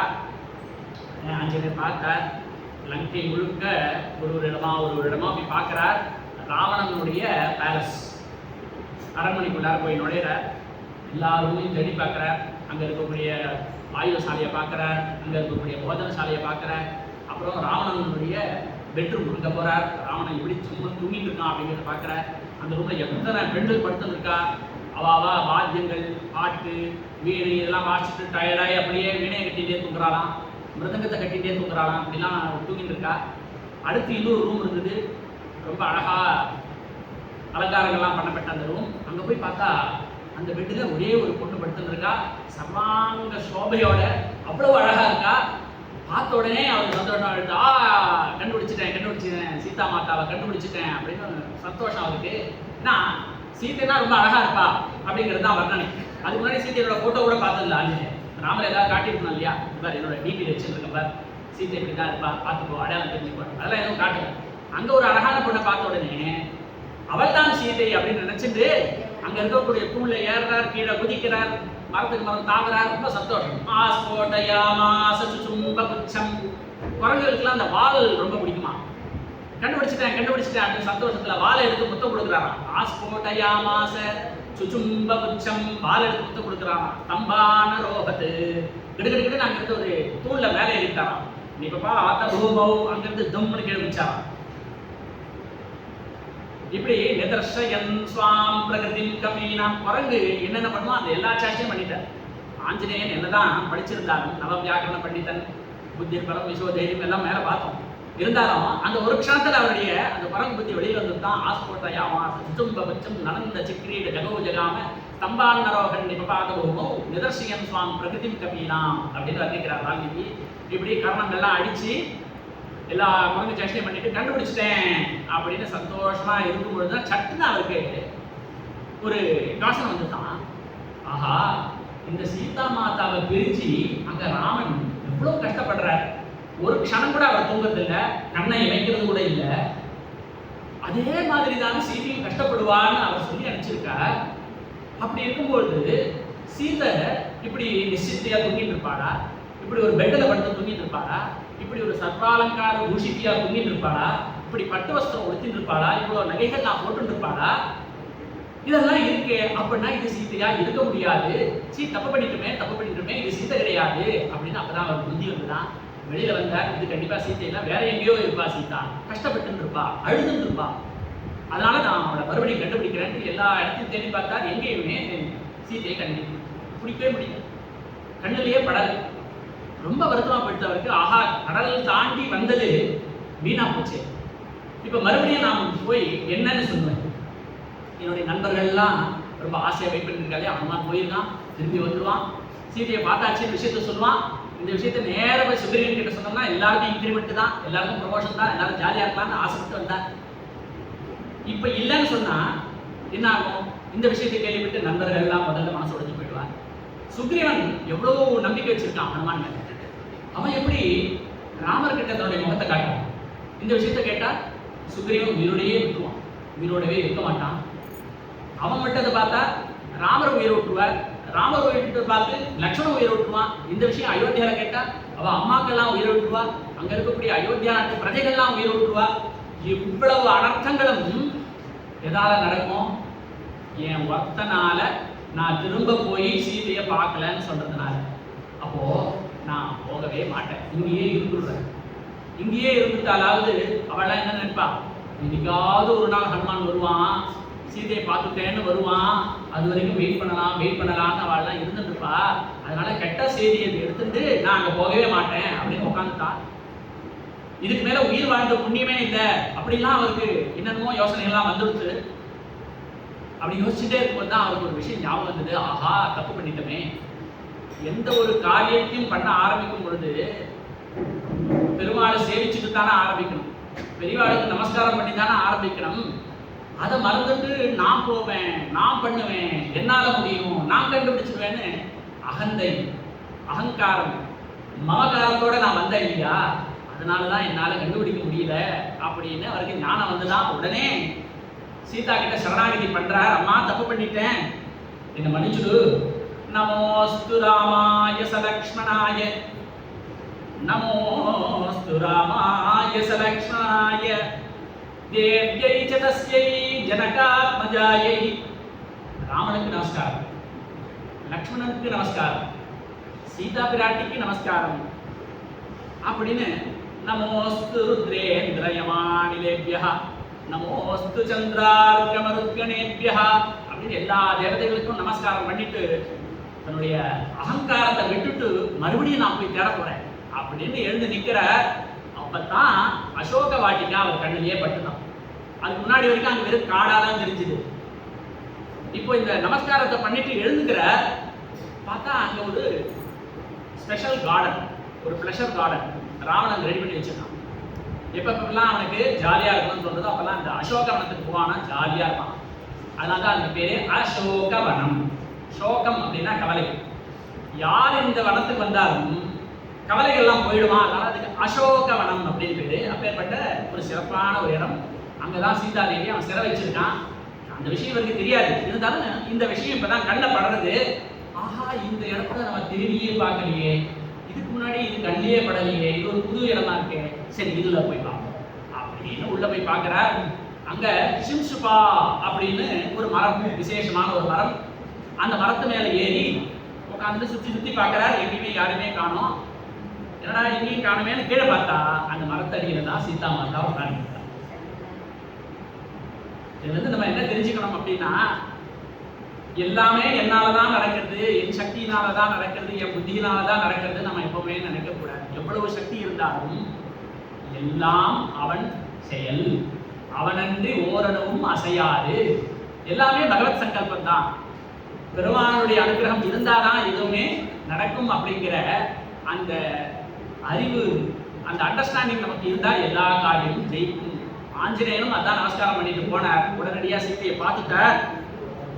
பார்த்த உடனே அப்பதான் அவருக்கு தெரிஞ்சுதான் ராமர் எதுக்காக இவ்வளவு வருத்தப்படுறாரு சீத்தையை பிரிஞ்சு அப்படிங்கிறது அப்பதான் தெரிஞ்சுதான். ஏன் அப்படின்னா, துல்லியசீல வயோவிருத்தாம் துல்யாபிஜன லட்சணம். ராமருக்கு என்னென்ன விதமான குணங்கள்லாம் இருக்கோ அதுக்கு இணையான பொருந்தக்கூடிய எல்லா குணங்களும் சீதா பிராட்டிகிட்டையும் இருக்கான். இந்த மேட் ஃபார் ஈச் அதர்னு சொல்றாங்க. துல்லியசீல வயோவிருத்தாம், ராமன் கிட்ட இருக்கக்கூடிய சீலங்கள் எல்லாம் சீதா பிராட்டிகிட்டையும். ராமனுக்கு ஏற்ற வயசு மாதிரியே தான் இருக்கு சீதாவும். ரொம்ப ஏஜ் கேப் அதிகமாகவும் இருக்கக்கூடாது, ரொம்ப கிட்டையும் இருக்கக்கூடாது. அது எப்படி இருக்குன்னா சரியா மேட்ச் ஆயிருக்கான். விருத்த, அவருடைய நடவடிக்கைகள் எல்லாம் ஒரே மாதிரியே இருக்கான். துல்யாபிஜன லட்சணா, ரெண்டு பேருமே சிறந்த குலம், ரெண்டு பேருமே சிறந்த பர்சனாலிட்டி, ரெண்டு பேருக்குமே சிறந்த அண்டர்ஸ்டாண்டிங், ரெண்டு பேருக்குமே சிறந்த தயை, காருண்யம், இப்படி உத்தமமான குணங்கள் இருந்திருக்கு. ராகவோர்கதி வைதேகி, ராகவனுக்கு ஒரு மனைவி அப்படின்னா அது வைதேகியை தவிர வேற யாராலையும் மனைவியாக முடியாது. அதே மாதிரி தம் ஜேயமசிதேக்ஷனா, சீதைக்கு ஒரு சிறந்த கணவன் அப்படின்னா ராமனை விட்டா வேற யாரும் சிறந்த கணவனா இருக்க முடியாது அப்படிங்கிற ஒரு விஷயத்தை அவர் தெரிஞ்சுட்டாராம். ஆனா இந்த இடத்துல வால்மீகி ரொம்ப சூக்ஷ்மமா ஒரு விஷயத்த சொல்ற.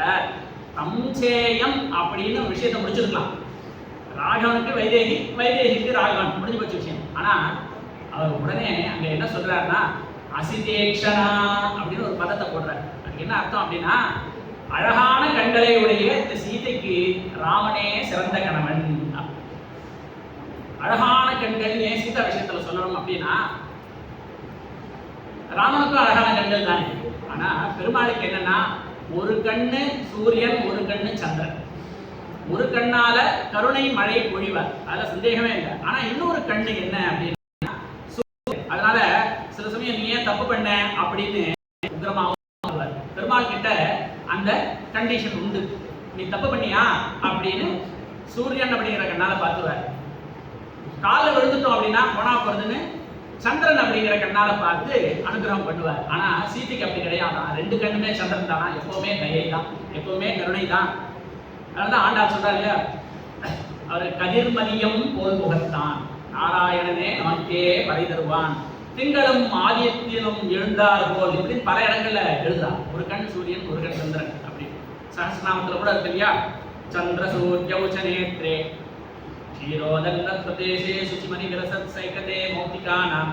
அதுல சொல்லும் பொழுது சந்திர சூர்யௌச்ச நேத்ரே கர்ணாவாசா ஷிரோத்யோர் முகமபி தகனோ யஸ்ய பாஸ்தேய மத்திஹி. அதனால பகவானுக்கு ஒரு கண் சூரியன், ஒரு கண் சந்திரன். ஆனா பிராட்டிக்கு ரெண்டுமே சந்திரன் தான். அதனால எல்லாருமே பிராட்டியை தான் போய் சேவிக்கிறாராம். அப்ப பெருமாளுக்கே ஒரு தடவை போட்டி வந்துட்டான். எல்லாரும் பிராட்டி பிராட்டின்னு சொல்றாரே, தாயார் தாயார்னு சொல்றாரே, நம்மளும் ஒரு தடவை தாயார் வேஷத்திலேயே போகணும் அப்படின்ட்டு ஸ்ரீரங்கத்துல அங்க நம்பெருமான் உற்சவத்துல அழகா ஒரு நாள் உற்சவத்துல ஒரு மாதிரி வேஷத்துல வரும்போது ஒரு நாள் தாயார் மாதிரியே வேஷம் போட்டுட்டு வருவான். அதுக்கு மோகினி அவதாரம், மோகினி சேவை அப்படின்னு அழகா ஜடை குஞ்சலங்கள்லாம் வச்சுட்டு, அதே மாதிரி நகைகள் ஆபரணங்கள்லாம் போட்டு, அதே மாதிரியே பட்டு எல்லாம் உடுத்திட்டு, கையில கிளியெல்லாம் வச்சுட்டு இப்படி ஜம்முன்னு வருவார். அப்போ அங்க பராசர பட்டர் அப்படின்னு ஒருத்தர். அவர் யார் அப்படின்னா ராமானுஜாச்சாரியார் இருந்தார் இல்லையா, அவருடைய பிரதானமான சிஷ்யர் ஒருத்தர் கூரத்தாழ்வான் அப்படின்னு.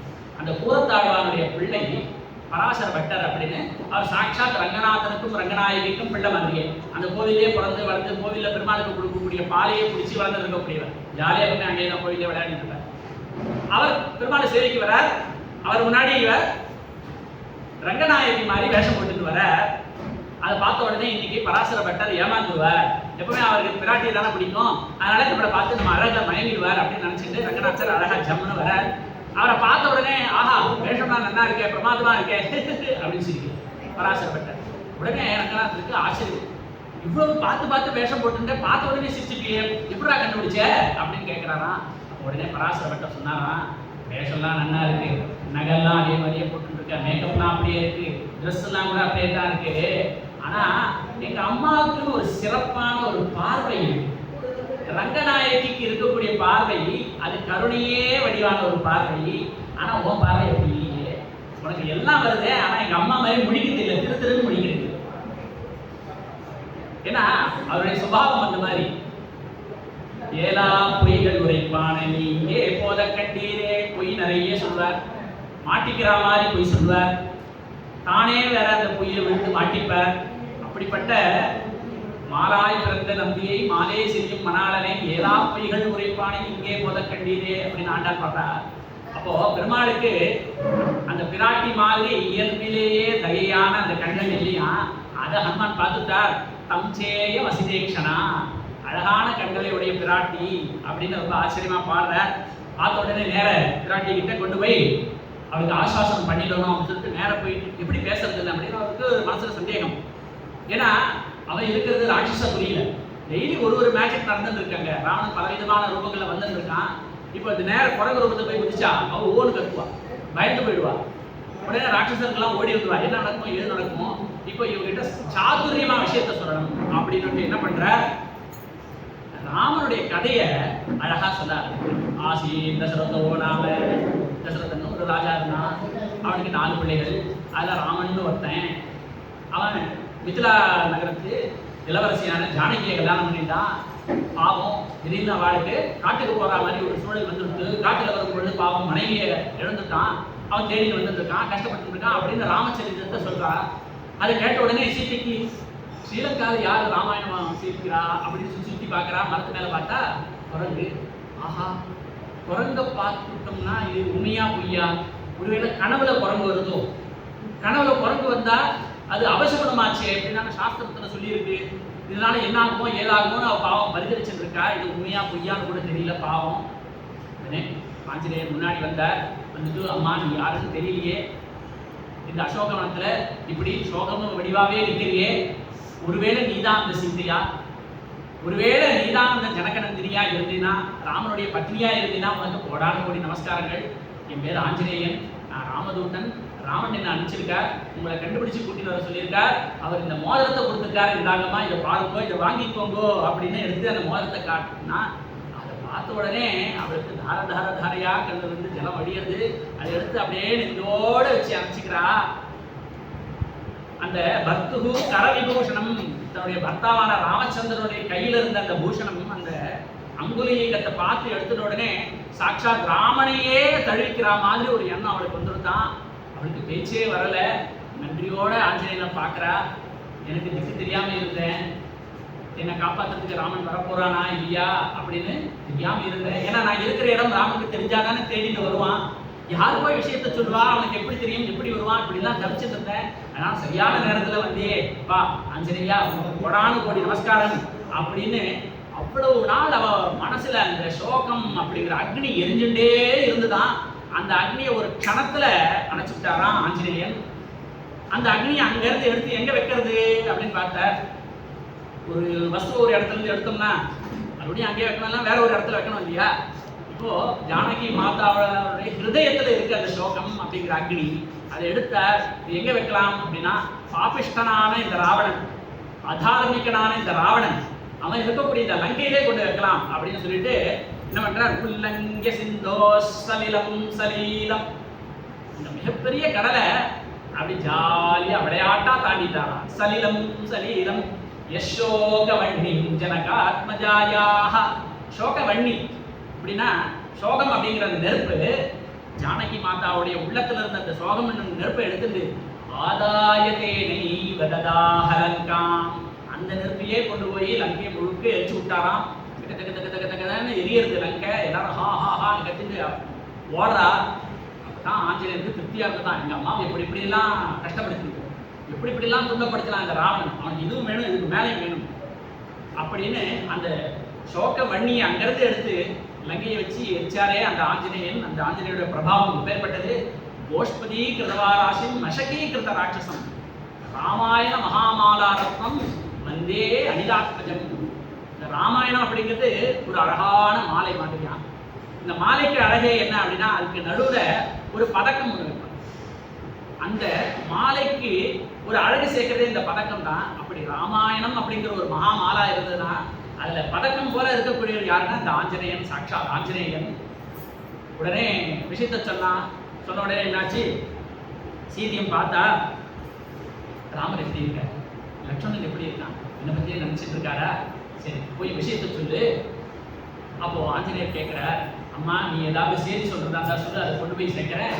அதே மாதிரி ராமர் ஒரு அடையாளம் கொடுத்து அனுப்பிச்சார் இல்லையா, அந்த மாதிரி நீ ஏதாவது எனக்கு ஏதாவது அடையாளம் சொன்னேன், நீ சீதையை தான் பார்த்தியா வேற யாராவது பார்த்துட்டு வந்துட்டியா அப்படின்னு ராமன் கேட்டா, எனக்கு என்ன ப்ரூஃப் இருக்கு, எனக்கு ஏதாவது ஒரு அடையாளம் சொல்லு அப்படின்னு. உடனே வேற யாருக்கும் தெரியாத ஒரு கதையை நான் உனக்கு சொல்றேன், இதை போய் நீ சொல்லு. உடனே ராமனுக்கு நம்பிக்கை வந்துடும், இது சீதை கிட்ட இருந்து தான் வந்திருக்குன்னு. ஒரு தடவை என்னாச்சு, சித்திரக்கூட்டத்துல இருந்தோம், அப்ப நடந்த ஒரு விஷயத்த சொல்றேன். சித்திரக்கூட திரும்ப சிறுகாக்கை மூளை தீட்ட அத்திரமே கொண்டெறிய அனைத்துலகம் திரிந்தோடி வித்தகனே ராமாவோ நின்ன பயம் என்றழைக்க அத்திரமே கொண்டதல் கண் அறுத்ததுமோ அடையாளம். இந்த கதை வேற யாருக்கும் தெரியாது. ஆஞ்சநேயா நான் சொல்ல கேளு, சித்திரக்கூட்டம்னு ஒரு இடம், அங்கே இருந்துட்டு இருந்தோம். வேட்டையெல்லாம் ஆடிட்டு ராமன் ரொம்ப களைப்போட வந்தார். நான் மரத்தடியில் உட்காந்துருந்தேன், என் மடியில தலையை வச்சுட்டு படுத்து தூங்கிட்டு இருந்தார். அப்போ ஜெயந்தன் அப்படிங்கிற இந்திரனுடைய பிள்ளை ஒருத்தன் காக்கை வடிவத்துல வந்தான். அவன் தேவனுடைய பிள்ளையா இருந்தாலும் அசுர எண்ணம் இருந்ததுனால அவனுக்கு காக்காசுரன் அப்படின்னு பேரு. அவன் காக்காசுரனா வந்துட்டு என்ன பண்ணா, என்னுடைய மார்பிலெல்லாம் அழகால குத்தி குத்தி என்னை இம்சை பண்ண ஆரம்பிச்சான். அவனை சூசுன்னு விரட்டினா ராமனுடைய தூக்கம் கலைஞ்சிடுவேன். சுகசுப்தகா பரந்தபகா, பாவம் தலையில மணி மேல தலையை வச்சுட்டு ரொம்ப அழகா படுத்து தூங்கிட்டு இருக்கார். அவருடைய தூக்கத்தை கெடுக்க வேண்டாமேங்கிறதுக்காக நான் எவ்வளவு நேரம் தான் பொறுத்துக்கிறது. அப்ப என்னாச்சு, இந்த காக்கை பிராண்டினதுல இருந்து ரத்தம் ஒரு துளி சொட்டுன்னு ராமனுடைய நெத்தியில வந்து விழறதான். என்னமோ விழறதே அப்படின்னு ராமன் அதை தொட்டு எடுத்து பார்க்கறா. ரத்தம் எங்க இருந்து வெளியிருந்து பார்த்தா சீதையுடைய மார்பில இருந்து சொட்டுறது. அதுக்கு ரொம்ப கோபம் வந்துருந்து. உடனே எழுந்து பக்கத்துல இருந்து சம்சரா கிரகிய பக்கத்துல இருந்து ஒரு புல்ல எடுத்த. உடனே பிரம்மாஸ்திர மந்திரத்தை பிரயோகிச்சு இதுக்கெல்லாம் காரணம் யாரோ அவனை கொன்று விட்டு வா அப்படின்னு அந்த வெறும் சிறு துரும்பு, ஒரு பிளேட் ஆஃப் கிராஸ் அப்படின்னு சொல்றோம் இல்லையா, அந்த தர்பத்தை கிள்ளி அப்படி தூக்கி போட்ட. ஆகாசுரன் பார்த்தாங்க, நான் வந்து இந்திரனுடைய பிள்ளை, இந்த ஒரு புல்லு என்ன என்ன பண்ணிடும், நான் சட்டுன்னு பறந்து போயிடுவேன் அப்படின்னு பறக்க ஆரம்பிச்சான். ஆனா அந்த தர்பம் அஸ்திரமா மாறி அவனை விரட்டிட்டு வருது. அது வந்து டார்கெட் ஹிட்டிங் மிசைல், எங்க போனாலும் வளைஞ்செல்லாம் வருது. இவன் பார்த்தான், ஓ பூலோகத்தில் எனக்கு சக்தி கொண்டிருக்கு, நான் நேரம் தேவலோகத்துக்கே போயிடுறேன், அங்கே என்ன பண்ணு இந்த அஸ்திரம் அப்படின்னு நேரம் தேவலோகத்துக்கு போனா அங்கேயும் பின்னாடியே வந்து விட்டு. அப்பதான் அவனுக்கு பயம் வருது. நேரம் ஓடி போய் இந்திரன் காலில் வந்து அப்பா அப்பா என்னை காப்பாத்து அப்படின்றான். என்னடா பண்ணேன், இந்த மாதிரி ராமர்கிட்ட அபச்சாரம் பண்ணிவிட்டேன், அவர் ஒரு புல்ல தூக்கி போட்டார், அது பின்னாடியே துரத்திட்டு வந்து அதை தட ராமனுடைய அஸ்திரத்தை தடுக்கக்கூடிய சக்தி எனக்கு கிடையாது, முதல்ல இந்த இடத்த விட்டு நீ கிளம்பு. ஏன்பா உன்னை தேடி வர அஸ்திரம் இந்த மொத்த தேவலோகத்தையே எரிச்சிடும், முதல்ல வெள்ள பொண்ணு வெள்ள தள்ளி கதை சந்தித்தார். ஆஹா தள்ளிட்டாரேன்னு மற்ற தேவர்கள்கிட்டலாம் உதவி கேட்க போறாரு, எல்லாரும் முடியாதுட்டா. ரிஷிகள் கிட்ட எல்லாம் போய் கேட்கிறார். அவெல்லாம் யார்கிட்ட அபச்சாரம் பண்ணாலும் காப்பாற்றலாம், ஆனா ராமனுடைய பானத்துக்கிட்ட இருந்து யாராலையும் உன்னை காப்பாற்ற முடியாது, பிரம்மதேவனால கூட உன்னை காப்பாற்ற முடியாது. அனைத்துலகும் தீரிந்தோடி 3 லோகத்துக்கும் பாவம் பறக்கிறது எவ்வளவு நேரம் தான் அதுக்காக பறக்கும், அங்கே சக்தி எல்லாம் போயிடுது. கடைசியில வித்தகனே ராமாவோ என்ன பயம் என்றழைக்க, கடைசியில மறுபடியும் நேர ஒழிந்து ராமன் காலையே வந்து விழுந்தது. ராமா அபயம், நீ தான் காப்பாற்றணும். ராமன் காலை வந்து ஒத்துன்னு விழுந்தது அப்படின்னு தான் வால்மீகி ராமாயணத்துல இருக்கு. பத்ம புராணத்துல எப்படி இருக்கு அப்படின்னா, அப்படி விழுந்த காகம் சரியா விழலாம். ஒருத்தர் காலில் விழணும் அப்படின்னா நம்ம தலை அவருடைய காலில் படுற மாதிரி விழணும். ஆனா இந்த காக்கை பாவம் எல்லா இடத்துல சுற்றி அடிச்சுட்டு ஓடி வந்தது இல்லையா, அது தெங்குல சக்தி இல்லை, தலைகீழா ஒரு தான், தலை அந்த பக்கம் இருக்கு, கால் இந்த பக்கம் இருக்கு. பாவம் பிராட்டிக்கே அந்த காக்கையை பார்த்த உடனே அவ்வளவு மனசு இறக்கி விட்டான். உடனே அந்த காக்காவை திருப்பி விடுறாராம். காகத்தினுடைய தலை ராமனுடைய காலில் படுற மாதிரி இப்படி திருப்பி விட்டாராம். என்ன ஒரு தயை, என்ன ஒரு காரியம். இப்பதான் கொஞ்ச நேரத்துக்கு முன்னாடி அந்த காக்கை சீதாதேவி அப்படி பாடுபடுத்திட்டு, ஆனா கொஞ்ச நேரத்துல அவருடைய மனசு இறங்கி பாருங்க. அதுதான் சீதேவ ராமய்ய க்ஷமயாதயா புவனேஹ காக்கஹ. சீதையை போல க்ஷமா பொறுமை உடையவர் யாருமே இல்லை, ராமனை போல தயை உடையவர் யாருமே இல்லை. இந்த காக்காசுர விருத்தாந்தத்துல நம்ம தெரியக்கூடிய ஒரு விஷயம் இது. உடனே அப்படி தலையை திருப்பி விட்டது மட்டும் இல்லாம ரெக்கமெண்ட் பண்றாலாம், ஐயோ பாவம் இந்த காக்கா அதை போடா பொறுத்து மன்னிச்சு விட்டுருக்கோ. உடனே ராமன் பார்த்த வதார்கம் அப்படி கால் புஸ்தகா, வதம் பண்ணப்பட வேண்டிய அந்த காக்கை இருந்தாலும் கிருபையா பரிஜபாலயது போனா பொழுது மன்னிச்சு அதுக்கு மோட்சத்தையும் கொடுத்தார் இல்லையா. சரணாகதி அப்படின்னு வந்த யார் ஒருத்தனையும் கைவிட மாட்டார் பெருமாள். அதனால்தான் அவருக்கு அச்சுதன் அப்படின்னு. அச்சுதம் அப்படின்னா ஸ்லிப்பா இருக்குன்னு, கை நழுவி போறது. பெருமாளுக்கு அச்சுதன் ஏன் பேரு அப்படின்னா, தன்னை நம்பி யார் வந்திருக்காளோ, தன்கிட்ட யார் சரணாகதி பண்றாரோ அவளை நழுவி விட மாட்டார், அவளும் நழுவி போக முடியாது, இவரும் கை நழுவ விட மாட்டார் அப்படிங்கிறதுனால அச்சுதன் பேரு. வதாரகமப்பி காக்குத்தகா கிருபையா பத்யபாலயது. இந்த விஷயத்தை போய் நீ ராமன் கிட்ட சொல்லு. இந்த விற்த்தாந்தம் வேற யாருக்குமே தெரியாது, சீதைக்கு தெரியும், ராமனுக்கு தெரியும், இப்ப நான் சொல்லி உனக்கு தெரியும், இது மூலமாவே தெரிஞ்சிடும். இருந்தாலும் இன்னொன்னு தேவை, என்னுடைய சூடாமணி அப்படின்னு என்னுடைய துணியில பத்திரமா முடிச்சு போட்டு வச்சுருக்கா. தலையில வச்சுக்கக்கூடிய ஒரு உத்தமமான ஒரு ஆபரணம். அதை எடுத்து ராமன் இதுகிட்ட கொண்டு போய் காட்டு, ராமன் கிட்ட அவர் ரொம்ப சந்தோஷப்படுவார் அப்படின்னு அதை எடுத்துக்கிறார். அதை ரொம்ப சந்தோஷத்தோட பெருமையோட வாங்கிக்கிறார். ததோ வஸ்திரகதம் முத்வா திவ்யம் சூடாமணிம் சுபம் பிரதேயோ ராகவாயேதி சீதா ஹனுமதே ததௌ. வாங்கிக்கோ, பத்திரமா கொண்டு போய் ராமன் கிட்ட கொடு. அந்த சூடாமணி எடுத்துட்டார், 2 கண்ணிலையும் ஒத்திட்டு அது பத்திரமா எடுத்து வச்சுட்டார். அந்த காரியம் முடிஞ்சது, நேரம் திரும்பி போக வேண்டியதானே. இருந்தாலும் அவருக்கு ஆத்திரம் அடங்கல. சீதையை இவ்வளவு பாடுபடுத்தின இந்த ராவணனுக்கு ஏதாவது ஒரு பாடம் ஓட்டணும் அப்படின்னு என்ன பண்ணார், வனபங்கம். அந்த வனத்தை இடிச்சு உடச்சி மரங்களை எல்லாம் பேத்து ரொம்ப அழகா டெக்கரேட் பண்ணி வச்சிருக்காங்க வனத்தை. அது நிர்மூலம் பண்ணிவிட்டார். அந்த சத்தத்தை கேட்டு விடுபடுன்னு நிறைய ராட்சசர்கள் எல்லாம் வந்தா அவளையெல்லாம் சம்சாரம் பண்ணார். அக்ஷாவதம் நடந்தது. இப்படி ஒவ்வொருத்தனா பஞ்ச சேனாபதி புத்திரா சப்த மந்திரி வதகா அப்படின்னு 5 பேர் அனுப்புறான், 7 பேர் அனுப்புறான், 9 பேர் அனுப்புறான். நீ ஆட் நம்பர்ல அனுப்பிச்சாலும் சரி, ஈவன் நம்பர்ல அனுப்பிச்சாலும் சரி, மொத்த பேரையும் சமஹாரம் பண்றேன்னு ஹனுமான் ஒருத்தராவே நின்று ராவணனுடைய பலத்துல பாதிக்கு பாதி அன்னைக்கு நைட்டே சமஹாரம் பண்ணிவிட்டார். அப்புறம் கடைசியில இந்திரஜித் அப்படின்னு ஒருத்தன் வந்தான். அவன் உடனே என்ன பண்ணா, பிரம்மாஸ்திரத்தால அடிச்சான்.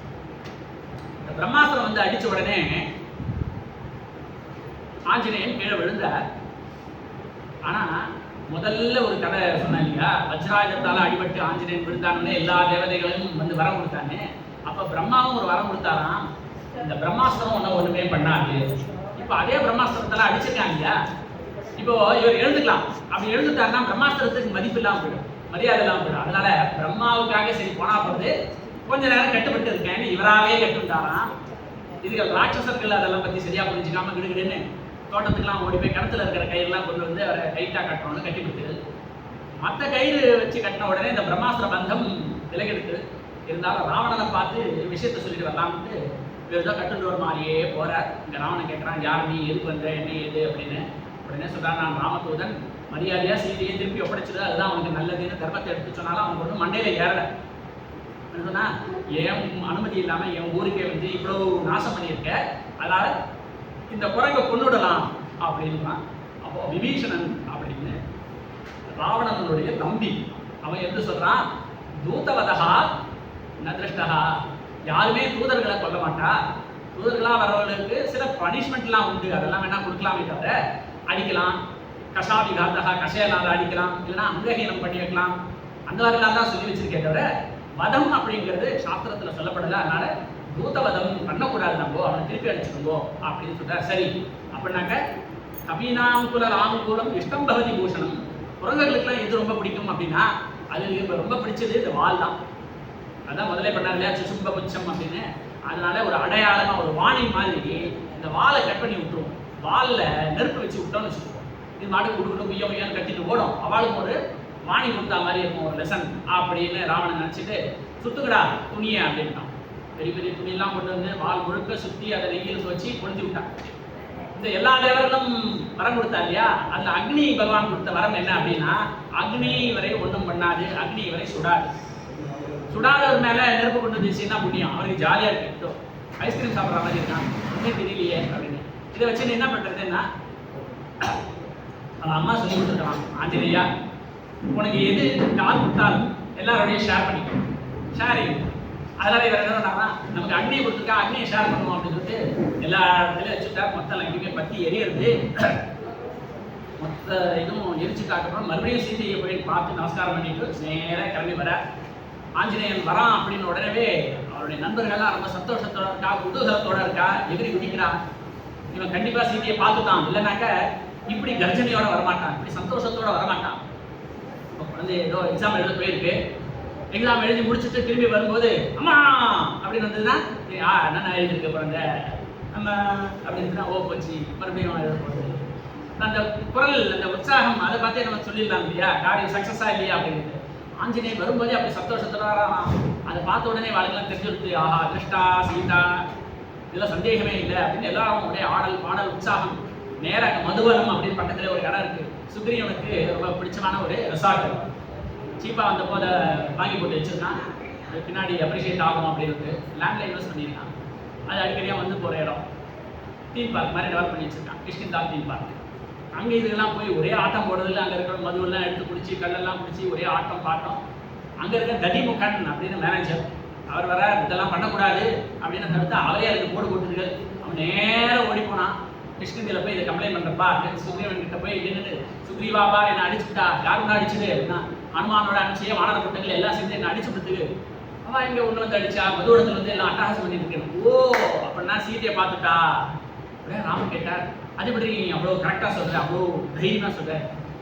யாருக்குமே அந்த வனத்துக்குள்ளார பர்மிஷன் கிடையாது, அந்த வனத்துக்கு அவள தைரியமா போயிருக்கா, இவ்வளோ அட்டகாசம் பண்ணியிருக்கா அப்படின்னா, சொன்ன காலத்துக்கு முன்னாடி வேற திரும்பி இருக்கா அப்படின்னா கண்டிப்பா ஆஞ்சநேயன் சீதையை பார்த்திருக்கார். அந்த சந்தோஷத்துல ஆஞ்சநேயன் அங்க பார்ட்டி கொடுத்துட்டு இருக்காரு, எல்லாருக்கும் எல்லாம் கூத்தடிச்சுட்டு இருக்கு. அதனால ததிமுகா உடனே போய் எல்லாரும் சீக்கிரம் இங்க அனுப்பு அப்படின்னு சுக்ரீவன் சொல்றான். நேராக ததிமுகன் அங்கே போய் எல்லாரையும் அனுப்புறா, சீக்கிரம் போகும்போது ராமன் உங்களுக்காக வெயிட் பண்ணிட்டு இருக்காருன்னு. உடனே அடுத்த க்ஷணமே ஆஞ்சநேயன் அங்கிருந்து கிளம்பினார். நேராக அங்கே வந்தார், திருஷ்டா சீதா. ஏன்னா இவ்வளவு நாளா சீதையை விட்டு பிரிஞ்சு ராமனுக்கு பக்குன்னு அடிச்சுட்டு இருக்கிறது ஹிருதயம், என்ன ஆச்சோ ஏதாச்சோன்னு. இப்போ அங்க வந்து என்ன விஷயத்த சொல்லணும்? ஆமா, இங்க இருந்து நான் நேரம் போனேன்னா, இந்த மகேந்திரகிரியில ஏறினா தாண்டி போயிட்டே இருக்கேன், திடீர்னு மைனாக்கம்னு ஒன்று வந்துடுது. இந்த மலையை எப்படா தாண்ட போடுது அப்படின்னு யோசிச்சுட்டு பார்த்தா பின்னாடியே சுரசான்னு ஒருத்தி வாயப்படுந்துட்டே வந்தா. அதுக்கப்புறம் அதை தாண்டினு பார்த்தா சிம்மிக்கான ஒரு விஷயம், அவளை சமாளிக்கிறதுக்குள்ளால போரும் போரும் ஆயிடுச்சு. அது ஒரு வழியாக சமாளிச்சுட்டு நாங்கள் போனேன்னா, அப்புறம் லங்கினின்னு ஒருத்தர் இருந்து நிற்கிறா. இப்படி சொன்னால் என்ன ஆயிருக்கும், ராமருக்கு ஒரு ஸ்டண்ட் வைக்கிற அளவுக்கு வந்துடும். அதனால என்ன சொன்னாராம், எப்படி கம்யூனிகேட் பண்ணணும், எந்த விஷயத்த முதல்ல சொல்லணும் அப்படின்னு. திருஷ்டா சீதா, சீதையை பார்த்துட்டேன்னு சொல்லலாம், பார்த்துட்டேன் சீதைய அப்படின்னா. ஏன்னா முதல்ல பார்த்துட்டேங்கிறதே பாதி சந்தோஷத்தை கொடுத்தோம். பார்த்துட்டேன் அப்படின்னாலே என்ன அர்த்தம், அப்பாடா அதுக்கப்புறம் நீ சீதைன்னு சொல்லிக்கோ. அதுக்கப்புறம் எப்படி பார்த்த, எங்க பார்த்த, என்ன சொன்னேன், அவன் என்ன சொன்னா, எல்லாத்தையும் விஸ்தாரமா கேட்டுக்கலாம். அதனால முதல்ல எந்த விஷயத்த முக்கியமா சொல்லணும்னா திருஷ்டா சீதா அழகா சொன்னார். அந்த கம்மன் ரொம்ப அழகா சொல்றார். அதுமா அங்க போய் பார்த்தியே, என்ன பார்த்த, சீதையை பார்த்தியா, சீதை எப்படி இருக்கா அப்படின்னா உடனே கம்பன் ரொம்ப அழகா சொல்றார். கண்டனன் கற்பினு கனியை கண்களா. கற்பு பதிவிரதா தர்மம் அப்படிங்கிறத நான் அங்கதான் பார்த்தேன். பதியை விட்டு பிரிஞ்ச ஒரு பத்னி எப்படி இருக்கணும் அப்படிங்கிறத சீதா தேவியை பார்த்து தான் நான் கத்துட்டேன். அங்க ஸ்ரீலங்கால இருக்கிறது ஒரு சாதாரண பெண்ணுன்னு நினைக்காத, சீதையை நான் பார்க்கல, அங்க கற்பினுக்கு அணிகலனாய் இருக்கக்கூடிய அவரைத்தானே பார்த்தேன். வெற்பெரும் தடந்தோள் வீர, நீ மிகச்சிறந்த வீரனாச்சே. உன்னுடைய வில்லு மாதிரி யாருக்கையாவது வில்லு இருக்கா? கோதண்டம். அந்த கோதண்டத்துக்கு பதில் சொல்லக்கூடியவா யார்? யாருமே கிடையாது. அப்பேற்பட்ட சிறந்த வீரனே. வீர வீங்கினீர் இலங்கை வெற்பில் நற்பெரும் தவத்தலாய நங்கையை கண்டே நல்லே. தபஸ் பண்ணிட்டு இருக்கக்கூடிய ஒரு பெண்ணை பார்த்து நினைக்கிறியா? இல்ல. இற்பிறப்பென்பதொன்றும் இரும்புரை என்பதென்றும் கற்பெனும் பேரதென்றும் கலிநடம் புரிய கண்டேன். சாட்சாத் கற்பு எப்படி இருக்கணும் அப்படிங்கிறாங்க போய் பாரு. பொறுமைனா எப்படி இருக்கணும் அப்படிங்கிறாங்க போய் பாரு. அது சீதாதேவி வடிவத்தில் அங்கே இருக்கு அப்படின்னு சொன்னார். அவனுக்கு ரொம்ப சந்தோஷமா, எனக்கு ஆத்ம பிரியமான ஒரு செய்தியை நீ கொண்டு வந்து சொல்லியிருக்க. உனக்கு கிஃப்ட் கொடுக்கணும்னு எனக்கு ரொம்ப ஆசையா இருக்கு. நான் பரிசு கொடுக்கணும்னு ஆசையா இருக்கு. எனக்கு கொடுக்கறதுக்கு எதுவுமே இல்லையப்பா, நான் என்னத்தை கொடுப்பேன், இங்க வா, கிட்ட வா அப்படின்னு அப்படி நெஞ்சோட ஆற தழி இருந்தாராம். அத வேதாந்த தேசிகன் அப்படின்னு ஒரு கவி ரொம்ப பிரமாதமா அதை சொல்ற. அபார பாராபார பரிகா பரிவிருத பரபர பரிசுத்த தவ தகன ஜவன பவன கவ கபிபர பரிஷ்வங்க பாவித சர்வஸ்வதானா. இப்படி நெஞ்சோட ஆற தழுவிட்டாராம். அந்த தழுவல் ராமனுடைய ஸ்பர்ஷம் பட்ட இந்த சரீரம் எனக்கு எப்பவுமே வேணும். இதை விட்டுட்டு நான் வரமாட்டேன். நான் மோட்சத்துக்கு கூட வரல, நான் இங்கேயே இருந்துடுறேன் அப்படின்னாராம். அதனால்தான் ராமன் கேட்டாராம், எல்லாரும் மோட்சத்தை கூட்டிட்டு போறேனே, நீ ஏன் வரல அப்படின்னா, நான் இங்கேயே இருக்கணும். இங்க இருந்து என்ன பண்ணுவேன், எங்க இருப்ப அப்படின்னா, எத்திர எத்திர ரகுநாத கீர்த்தனம் தத்திர தத்திர கதமஸ்தகாஞ்சலி பாஷ்பவாரி பரிபூர்ண ரோச்சனம் மாருதிம் நவதராட்சசாந்தகம். எங்கெங்கெல்லாம் ராமாயண கதை நடக்கிறதோ, ராமனை பத்தி பேசுறாரோ, அங்கெல்லாம் நான் இருப்பேன். எப்படி இருப்பாராம், கண்ணில் அப்படியே ஜலம் பெருக பக்தி பிரவாகத்தோட அங்க உட்காந்து ரசிச்சுட்டு இருப்பாராம். ஆஞ்சநேயன், சாட்சாத் ஆஞ்சநேயன். எங்கெங்கெல்லாம் ராமோத்சவம் நடக்கிறதோ, ராமனை பத்தி பஜனை நடக்கிறதோ, ராமன் அப்படின்னு சொன்னா கூட அங்க வந்து உட்காந்துருப்பாங்க. அங்க ஒரு மனையை போட்டு அழகா கோலம் போட்டு வச்சிருப்பாரு. ராமனுக்கு போட்டதுன்னு இல்லை, அது அனுமனுக்காக போட்டது. அப்பேற்பட்ட அந்த சிறந்த வீரன் கடைசியா இதெல்லாம் முடிஞ்சு போச்சு, ஜெயிச்சாச்சு, திரும்பி வந்துட்டு இருக்கா. வர வழியில பரத்வாஜ ஆசிரமம் வருது. அப்போ ரிஷி கேட்கிறார், ராமா ஒரு வாய் சாப்பிட்டு போயேன், 11 ஆயிடுத்து, பசிக்குமே உனக்கு, ஒரு வாய் சாப்பிட்டு என்ன சௌரியமா இருக்குமே அப்படின்னு. இல்லை அவசரமா நான் போகணும், பரதன் அங்கே வெயிட் பண்ணிட்டு இருக்கான். அவன் இந்த நெருப்பியை சுற்றி சுற்றி வந்துட்டு இருக்கான். 14 வருஷம் முடிஞ்சதுலாம் தொப்புன்னு குச்சிருவான், என்ன முன்னாடி செய்தி சொல்லிட்டா போறது அப்படின்னு ஹனுமான் அனுப்புறான். ராமன் வந்துட்டே இருக்கார், அவசரப்பட வேண்டாம்னு சொல்லு அப்படின்னு. ஆஞ்சநேயன் நேரம் பறந்து போய் பரதன் கிட்ட விஷயத்த சொல்லிட்டு மறுபடியும் திரும்பி வர. அதுக்குள்ளார எல்லாம் சாப்பிட உட்காந்துட்டா. ஆஞ்சநேயருக்கு உட்காரத்துக்கு இடமே இல்லை, எல்லாம் வரிசையா சாப்பிட. உடனே ராமன் பார்த்தார், கவலைப்படாத, வா, நானே நீயும் ஒன்னா சாப்பிடலாம், சகபோஜனம் பண்ணலாம் அப்படின்னு. வாழை இலையை இருப்பீங்க, அப்படி குறுக்கால ஒரு கோடு போட்டு, நான் இந்த பக்கம் உட்காந்துட்டேன், நீ அந்த பக்கம் உட்காந்து சாப்பிடு. அதனாலதான் இப்ப கூட வாழை இலையில பரிமாறும் பொழுது வாழை இலையினுடைய கீழ் பாகத்துல சாதம், குழம்பு, சாம்பார், ரசம், மோர், பாயசம், இப்படி மனுஷர்கள் எதெல்லாம் சாப்பிடுவாளோ அதெல்லாம் இந்த பக்கம் பரிமாறும். வாழை இலையுடைய மேல் பக்கத்துல என்ன பரிமாறுவா பாருங்க, அங்க பார்த்தோம்னா ஃப்ரூட் சாலட், வெஜிடபிள் சாலட், குரங்குகள் எதெல்லாம் சாப்பிடுமோ அந்த மாதிரியான விஷயங்கள்லாம் அங்க பரிமாறுவா. அவர் அது குறுக்கால கோடு போட்டதுனால வாழை இலையிலேயே அப்படி ஒரு கோடு வந்தது அப்படின்னு கூட ஒரு கதை சொல்லுவா. வாதமாமகன், தன்னோட சாப்பிடக்கூடியவன் யாரு அப்படின்னா ஒரு குரங்கு. வாதமாமகன் மர்க்கடம் விலங்கு என்று ஒழிந்திலை, மற்றோர் சாதி என்று ஒழிந்திலை உகந்து.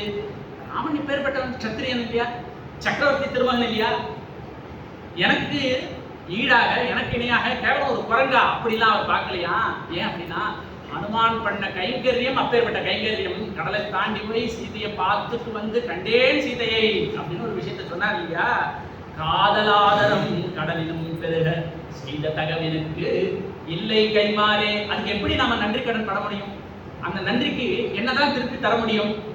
ஓதில் வாய்மை நானோடும் உடன் முன்பன், அவனோட சேர்ந்து நான் சாப்பிட்றேன், அவனோட நான் சகபோஜனம் பண்றேன் அப்படின்னு அன்போட பெருமையோட பரிவோட ராமன் என்ன பண்ணாராம்?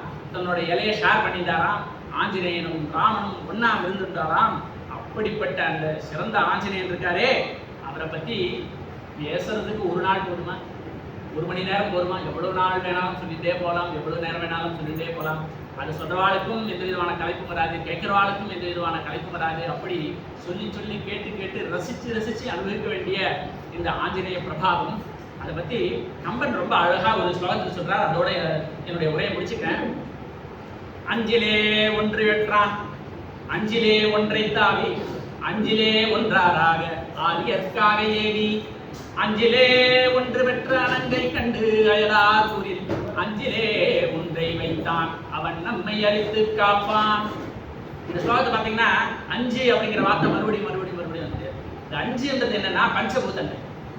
அஞ்சிலே ஒன்று பெற்றான், அஞ்சு பூதங்கள்ல பஞ்சபூதங்கள்ல ஒன்றான வாயு பெற்றான், வாயு மைந்தன் ஹனுமான்.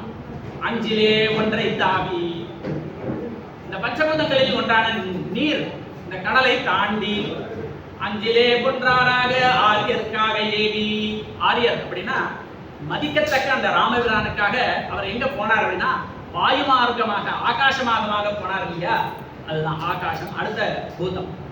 அஞ்சிலே ஒன்றாராக ஆரியருக்காக ஏவி, அஞ்சிலே ஒன்று பெற்ற அனங்கை கண்டு அயலாரூரில், அயலாரூரில் அந்த வெளிதேசமான ராவனுடைய ஸ்ரீலங்கையில யாரை பார்த்தார்னா அஞ்சிலே ஒன்று பெற்ற அனங்கு. அனங்குன்னா பெண் அப்படின்னு அர்த்தம். பூமாதேவியினுடைய பொண்ணு தானே சீதா. பூமி அப்படிங்கிறது பஞ்சபூதத்தில் ஒண்ணு. அஞ்சிலே ஒன்று பெற்ற அனங்கை கண்டு அயலாரூரில், அங்க போய் என்ன பண்ணார் அப்படின்னா அஞ்சிலே ஒன்றை வைத்தான். அங்க போய் என்ன வைத்தார்? பஞ்சபூதத்துல இன்னும் மிச்சம் இருக்கிறது அப்படின்னா நெருப்பு, அதை கொண்டு லங்கா தகனத்தையே பண்ணார் இல்லையா. அவன் நம்மை அழித்து காப்பான், அவன் நம்மை அழித்து காப்பான். ஸ்ரீ ராமச்சந்திர பரபிரம்மணே நமஹ, அனுமத் சுவாமினே நமஹ. என்று இதோட என்னுடைய உரையை முடிச்சுக்கிறேன். இந்த அற்புதமான இந்த ஆஞ்சநேய உற்சவத்தன்னைக்கு எனக்கு இந்த அருமையான ஒரு வாய்ப்பு கொடுத்த இந்த பிராமண சமூக பிரசிடென்ட், செக்ரட்டரி மற்றும் மற்ற மெம்பர்ஸ் எல்லாருக்கும் என்னுடைய பணிவான வணக்கங்கள், நமஸ்காரங்கள். இவ்வளவு நேரம் பொறுமையாக இந்த கதையை கேட்டிருந்த எல்லா ஆஸ்திக அன்பர்களுக்கும் என்னுடைய நமஸ்காரங்கள் என்று சொல்லிக்கொண்டு நன்மையும் செல்வமும் நாடும் நல்குமே, திண்மையும் பாவமும் சிதைந்து தேயுமே, சென்னமும் மரணமும் இன்றி தீருமே, இம்மையே ராம என்று நண்டெழுத்தினார். சர்வத்ர கோவிந்த ராம சங்கீர்த்தனம் கோவிந்தா கோவிந்தா, ஜானகி காந்த ஸ்மரணம் ஜெய ஜெய ராம ராம.